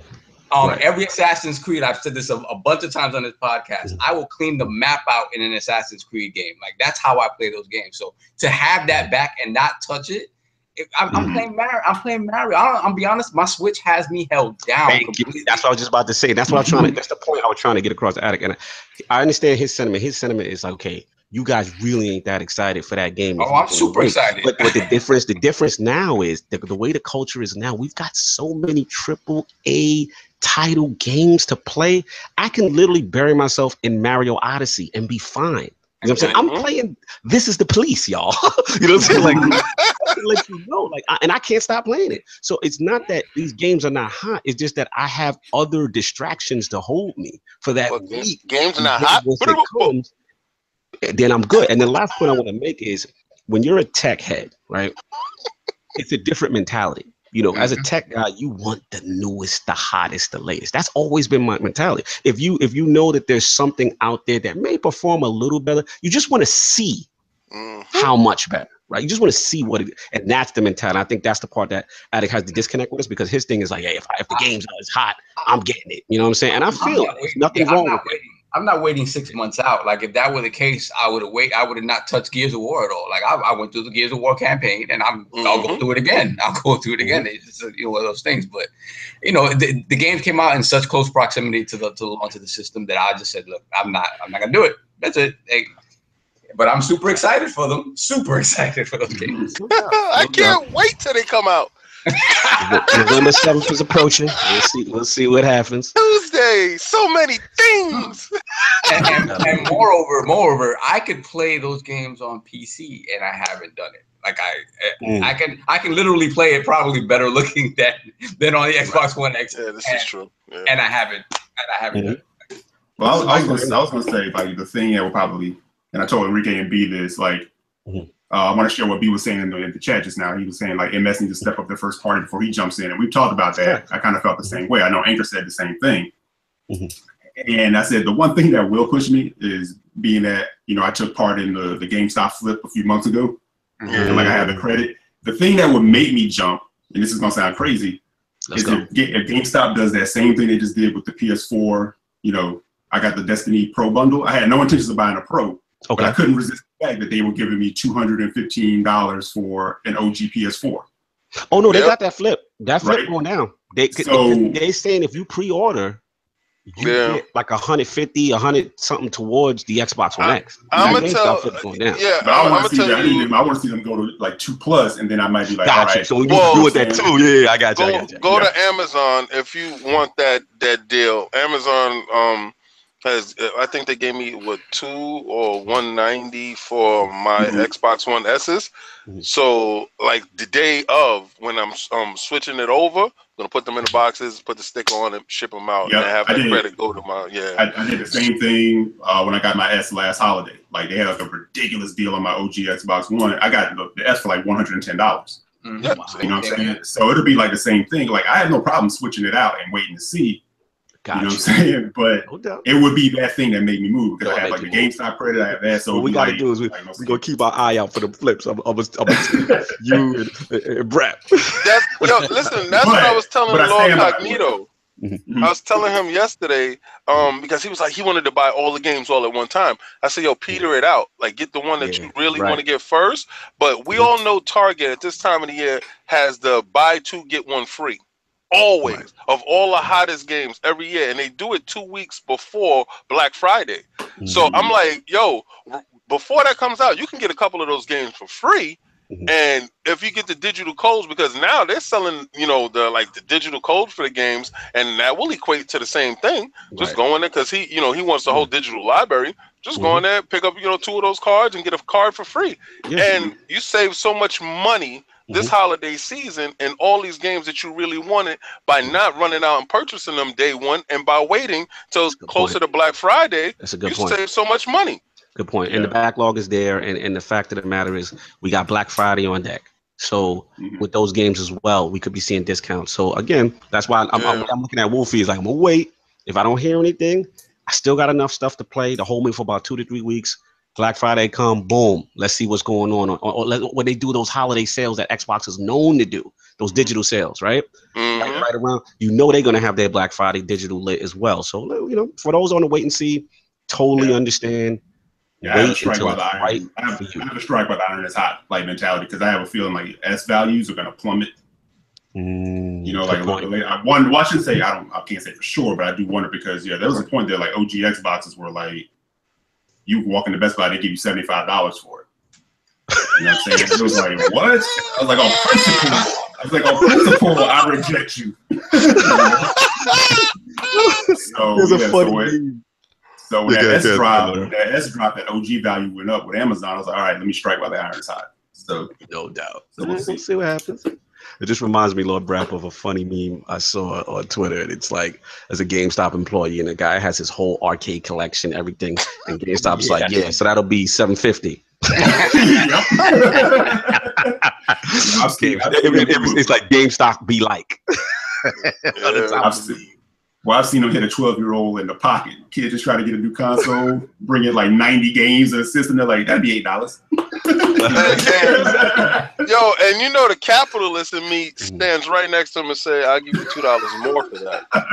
Like $2 more. He's gonna give you $7. I'll give you $9. Right now. Give me all that stuff. Yeah, come on, put it in the truck. Let's finish this thing up. We got you up on deck. Curse of Osiris, baby. Talk to me. Yo, all right. So we saw, Bungie's live stream, and I wanted to know, because I don't like the rhetoric that's surrounding the game. People are telling me that there's nothing to do, that the game is dead, there's nobody's playing. And this is what happens when you pander to the casual crowd. This is the conversation that you're going to get when the casual crowd is no longer enthused. They're going to move on to so many nice new games that are out right now. All right. And my thing is, will those casuals come back when this DLC drops? Because I'm so hyped from what they showed. From the exotics to the lore to the I want to know more about Osiris. I've never wanted to know more about one character in my whole life. Like, I watched the trailer like 1,000,000 times, looking at the ghosts. I'm like pausing the screen, looking at stuff like, oh, that's that gun, that's a thorn. Like, I'm doing it, and I never thought I'd do it. But I wanted to know, how many people is excited, or will that crowd come back? Will we get these people back? Will the millions come back once the DLC come out? How many people purchased the game with the DLC and is forced to come back to validate they purchase? I know I'm there. Let's get a little Brap on this because I'm curious. I'm actually hyped for Osiris because, first of all, his gear and everything. Like we talked about this on RGM. Yeah. And by the way, King, I agree with you. This game's not dead. I don't understand when people say it. Like you said, it's probably casuals more than anyone else. But yeah, I'm just when I saw the trailer, and what I liked about Osiris is that like we don't know too much about him. We know a little bit about him, who he is. But he was like his outfit and everything. Crazy. It fed into that need that you have in Destiny to get new items. And it made me think, I need that. I'm gonna go out and buy this DLC. And that's part of the lore of Destiny. But I'm excited for it. I liked his ghost too. His ghost looks so much different from like the regular ghost. Looks like it was kind of like almost in some ways maybe piecemeal together a little bit. But I like how he has that like Native American like vibe to him. Yeah, he's kind of like I got a little bit of like he's got the little hood, like kind of like Assassin's Creed. He looks badass. He looks badass. So yeah, so I'm excited. I can't wait for it. I'm excited. But that's Destiny. You know what's funny? Like when people say like, oh, you know, Destiny, there's nothing going on. But you notice that because that was the same thing I heard last for Destiny 1. You notice when the DLC comes out, everyone comes back to it. That's a good point. Everyone comes back to it.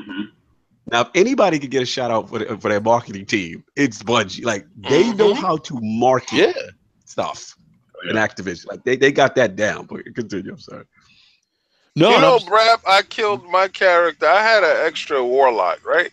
And I killed it. And I said, me and Brap I had dreams of me and Brap running through the IO, running through Titan together, building our characters. And I stood there waiting. I'm like, Brap.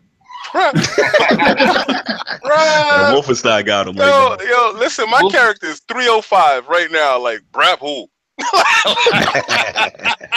Well, you know, I finally pulled the trigger, got the Xbox One version, right? Right.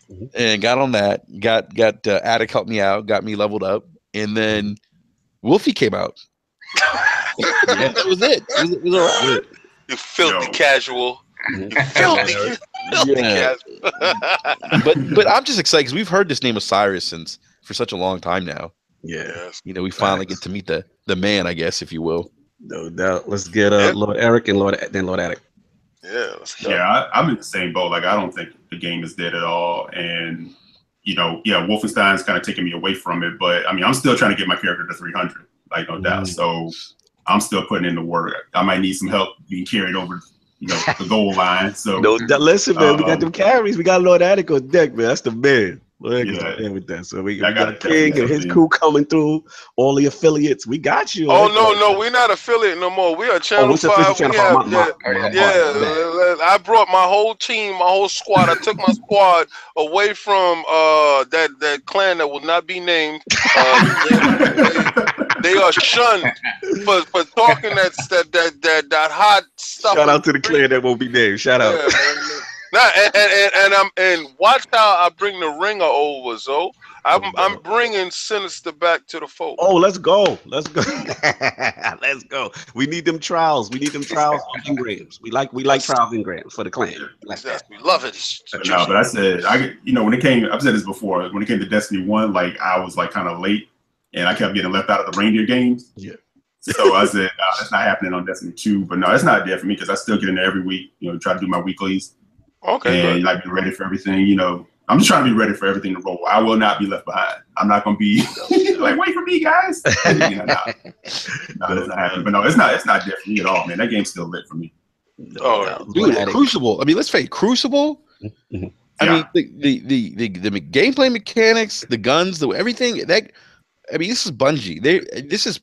Crucible is just the closest thing I think to perfection in an online multiplayer shooter. Yes. Like that 4v4, that tactical team shooting. Yes, I was in trials for the first time this weekend, and I got the fever for the trials. Like I got the fever when I was like, okay, we got 3 wins, and then we got that loss. I was like, what do we do? He said, hit the strike button to take it away. I said, we got a strike button, and we took it away. And I Shout out to said, B Money. let it keep rolling, baby. He said he gets busy. Lord Addict, now that you've seen the guard, Osiris, how do you feel about this DLC? The DLC is gonna be cool. It's gonna be fun to actually play Destiny 2 again. So Yeah, man, I miss playing with you guys. I really do. I haven't played Destiny in like 3 weeks. It feels like there's just nothing for me to do on there. Facts. I mean, I think what it is too, and what I like with the live team now is jumping in, is that we've already got confirmation from Bungie at This Week at Bungie that all the stuff that the community complained about with the end game, they came out with a bullet list of points basically addressing it, saying that those would go live before the DLC. So I thought that was a positive sign for the hardcore guys that have ended it, because for the most part, Brap, Lord Eric, like we've got everything we want. We just want a little bit better rewards for that prestige. I mean, how many more times do I need the sins of the rocket launcher or exactly, sniper, or how many times do I need to run the Crucible for the same 5 drops, or how many times do I need to run the strikes for no exclusive gear? Or what's your incentive? What the incentive for the people? There's literally none. Exactly. So it's so refreshing to see. Shout out to Christopher Barrett. You know what I'm saying? Shout out to DJ and these guys. They put out the statement. They listed an extensive bullet point list of pretty much. It was like everything we bitched about list. Thank you. Yeah, we heard you. I don't see a problem in it. I don't like. I actually enjoy playing other games. Like, I don't see a problem. It's weird for me though, Addict. It's weird. It's like I'm so used to Destiny taking over my life that it's weird to be like, okay, I could cheat on you and talk to other people. Like, you know what? You know what? Not to cut you off, I think what that speaks to though is the strength of Destiny's community, and because the incentive that you guys took on was helping other people get across the goal line. Yeah. See, that's the community. Those days are over for me. So you told me that like a couple of weeks ago. You were like, yeah, you got it kind of late, man. People are kind of like, eh. How many more times can you run that? I'm not about that charity anymore. Like if you look at my bono, if you look at my timeline, it's like they call me on. Like I get a message on Nightfall. I got my boy. He's coming through. I got you. Let's run it. We done got stuff down to such a science that it doesn't bother me to take 20 minutes out. Let's run him through this. Let's get him that Rat King that he don't got. It's just little things that I take a pure joy out of it because the camaraderie of it is so strong. The thing that I have the most fun with it is like me, Lord Addict, Lord King, Lord Sinister, and it's like when you run a person who hasn't completed the raid for the first time. That would be me. I haven't done the raid yet. Brap, we got to get you going. I haven't done it either. You know what I'm saying? And Lord Sovereign, Mr. Offline Profile, we got to get you going. You know what I'm saying? Because it is a certain joy because it's like Lord King said, it's a brotherhood. And it's like, we're just sitting there and we watch Lord Addict do them dogs and we smile. I'm like, I'm going to get some free stuff out of the end of this. He is, to this day, I do the raid at least 3 to 4 times a week, consistently, if not more. He is to this day the finest dog runner I've ever seen. Give it up to Lord Addict on that. Nobody runs better than Lord Addict. It's a fact. I'll put my boy up against any of y'all YouTube streamers in the Destiny. Whoever want that smoke. They don't want that smoke. You don't want that smoke. They don't want that smoke. Yo, he said, what's the words? Go to Buddha. Go to always. Whatever y'all code words are for the pleasure god. I just laugh. He don't stop running. He runs it like this. It's hard to explain it. Other people are so scared and so ginger with it. He runs it straight through it. Let's go. Let's go. And basically, real quick, Lord Eric, like Lord Brap, for the listeners that don't know what the hell we're talking about, it's a stealth portion of the raid. It's the first time in the raid that they have a stealth mechanic where you can't be spotted by these beasts or the encounter ends. That's hot. And it's 6 of us, 4 of us on the ground. We're in this forest trying to be stealthy. You have 2 people up top trying to. The forest is foggy. You got 2 people at the top trying to help you out as much as you can, but you need one person to carry this ball that's actually going to give you these spores to help you through the encounter, and that's Lord Addict's job. And that was, to be honest, when the raid came out, that was where people were getting stuck. The people were trying to get the world's first one. They couldn't get past the pleasure gardens. So it's like to see my boy out there, and he like, I can't run it with anyone else because they don't. I'm spoiled.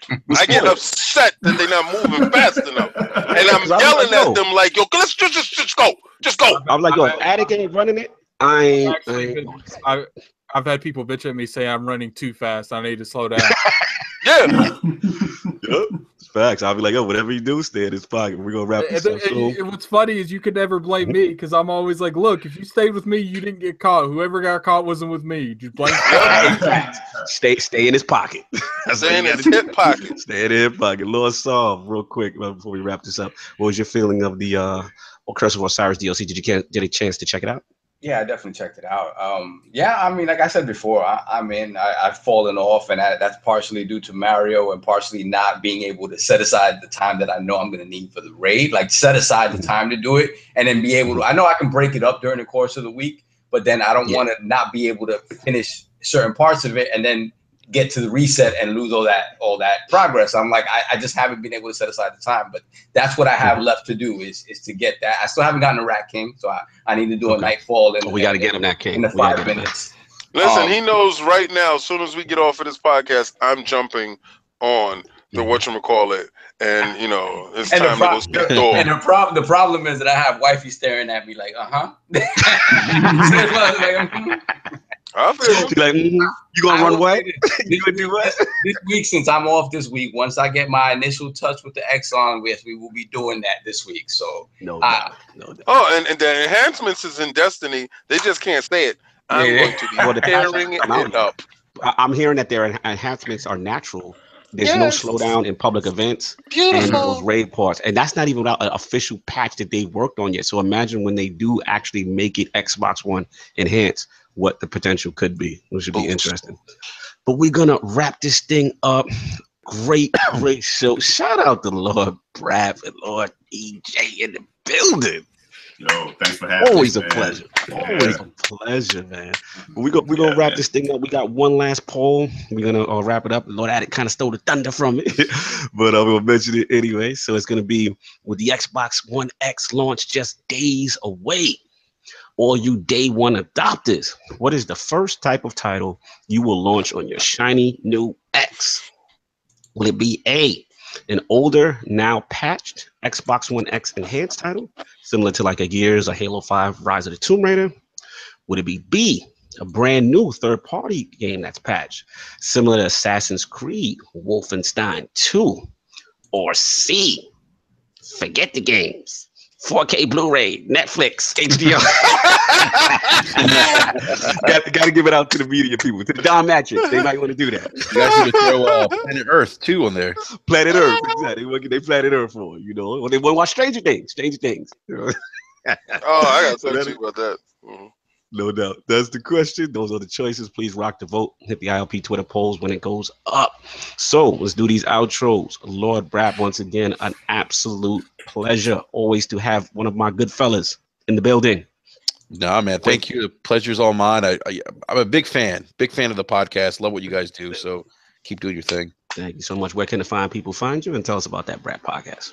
Yeah. So Brap Basement Radio Arcade podcast. You go live every Wednesday night at 9 p.m. Eastern Standard Time. So check us out. We actually, in anticipation of the release of the Xbox One X, we actually gave away a free Xbox One copy of Assassin's Creed this past Wednesday to a lucky listener. Yep. Drop that. And then for the holidays, we'll have some more details coming up soon, but we're going to be giving away a PlayStation 4 console.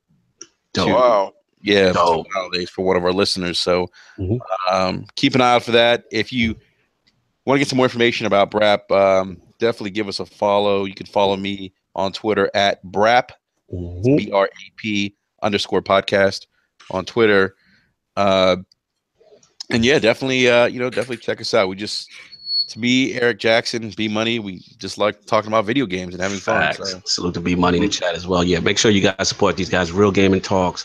Always a pleasure. Also, catch that last episode. They had MPD's Matt Piscatella. If you want to learn, once you get your education on and learn how the industry works, you pay attention and you listen to that. That was a great segment. Good discussions, no doubt. Lord Eric, a pleasure, my man, making his debut. Wanting you for a long time. Yo, this has been an absolute honor, a blast. Thanks, you guys for having me. I'm always willing to come through. Absolutely. Yeah, no, you guys are doing it big, man. This is what's up. This is what the gaming community is about. You can have preferences, but you can also be cordial, be cool, just have discussions. You don't have to get heated, get it twisted. A lot of times, you guys, you get me through the gym. I'm sitting over there like laughing, and I know people think I'm crazy. You know what I'm saying? But I don't care now. But no, I'll rock with you guys no matter what. So definitely appreciate it. Much appreciated. Where can people find you? Yeah, you can find me Wednesday nights on Brap Podcast. You can find me running around Twitter. Trying to be something of a voice of reason, but every now and again, people don't want to hear reason. But yeah, you can find me Twitter, ECJAXSON, EC Jackson. And also be sure to check out RGM, RealGameMedia.com, for game reviews, news, impressions. The lady absolutely, Miss Bella Rise. And also RGM Podcast, bi-weekly on YouTube. So yeah, check us out. Shout out to Sam Tobit in the chat. We saw you, baby. Salute to him. I like what you're doing. Great work, man. All the time. Great articles. Good stuff those guys are doing too. Absolutely. Absolute pleasure. And of course, my brother from another mother, Lord Addict. What's going on? Where can we find you? It's popping. Nothing much. I haven't really been posting anything on my YouTube channel. I've just been pretty much just chilling. But, follow me on Twitter, Iron Lord. Lord Addict ILP. You can follow me on all the gaming outlets. It's Room to Kill, but Steam's Gaming Addict. And thanks everyone for coming out. No doubt. Lord Sovereign, the Switch online profile was lit this week. Where can people find you? Yeah, well, you're not getting my social security for the Switch, so that's that. Sorry about that, guys. But on PSN and Xbox Live, they can find me BX Sovereign, and on Twitter, Lord Sov ILP. And big shout out and thanks to Lord EJ and Lord Brap. You guys are extended ILP family, so when you guys come, it's really not even guests, man. It's like just it's like when they in the building. It's like family banter. I appreciate that. We appreciate Thanks for coming through, guys. No doubt. Lord King. Yo, shout out to Brad. I was looking forward to today, to be honest with you. Oh, shout out to EJ, man. Like, it's always beautiful when you're on. I got this thing that I'm trying to work on. Kings of New York, all the podcasters that's in the local area. I want to do a visual type of thing where we rent out a restaurant, set up the cameras, and we sit down. We have a nice meal. You do a mob style? Yeah, we could do a mob style, and we got a round table talking about games and stuff like that. I got the actual venue and stuff like that. So I'm trying to work it up, chop it up, and see how much they're gonna charge us for the the space rented and the food and stuff like that. But I want that done, and I want to try to get that as like a thing to go viral for everybody to see, like Tim Dog, Brad, the Iron Lords, together as one podcast community, opposed to this separate podcast sniping at each other stuff that coincide that I don't like. And I think it'll be huge, to be honest with you, because the chemistry that we all have is beautiful. So you can catch me on Twitter, Instagram, Facebook. The vision is always there pushing, and I am so appreciative that you guys came through. And no matter what anybody thinks, my love for Addict is immense. So absolutely, if we joke around, we play around, and I get under his skin, he does it to me sometimes. So listen, don't think that I don't have love for the kid, because I have love for the kid all day, and he knows it. Amen. Like, and that's part of the culture. That's a lot of people that don't know us. They're like, oh man, like is they not going to be on the show next? Like, nah, like Channel 5. They clearly don't be in too many raids. Yeah, like we go at each other, we get each other, curse each other, and then like an hour later we're laughing. Like it's just the competitive nature and us putting it on. You would legitimately think me and Sinister like hate each other. Hate each other. Yeah, and it's not. If you don't know us, that's just where we're cut from. We go at each other, and it just still sharp and still, you know, and that's what we do. Absolutely. So again, Lord Cognito here. The gaming realness was spread. Very appreciative of our guests. Make sure you guys hit that like, subscribe to ILP on all the Inner Circle network media outlets. We got that YouTube, the iTunes, SoundCloud, all that stuff will be going up. Still got that amazing TickGN Patreon. The links are in the description. All the support helps us. We got some real cool things cooking up. Make sure you support us. And like I said, on that note, we are out. We got some football to get to, guys. That's right. Everybody, man, I ain't watching the Dolphins today, man. Listen, everybody think I'm protesting because of Kaepernick. I'm protesting because my team sucks. So. Yeah, I got to say to him, they got Jimmy Garoppolo on my team. So I'm gonna see him play. I hear that. Yo, listen, they think I'm taking a political stance. Oh my God, you're so righteous with it, King. Yeah. No doubt. Listen, we gonna end this show, y'all. And on that note, we out. Peace.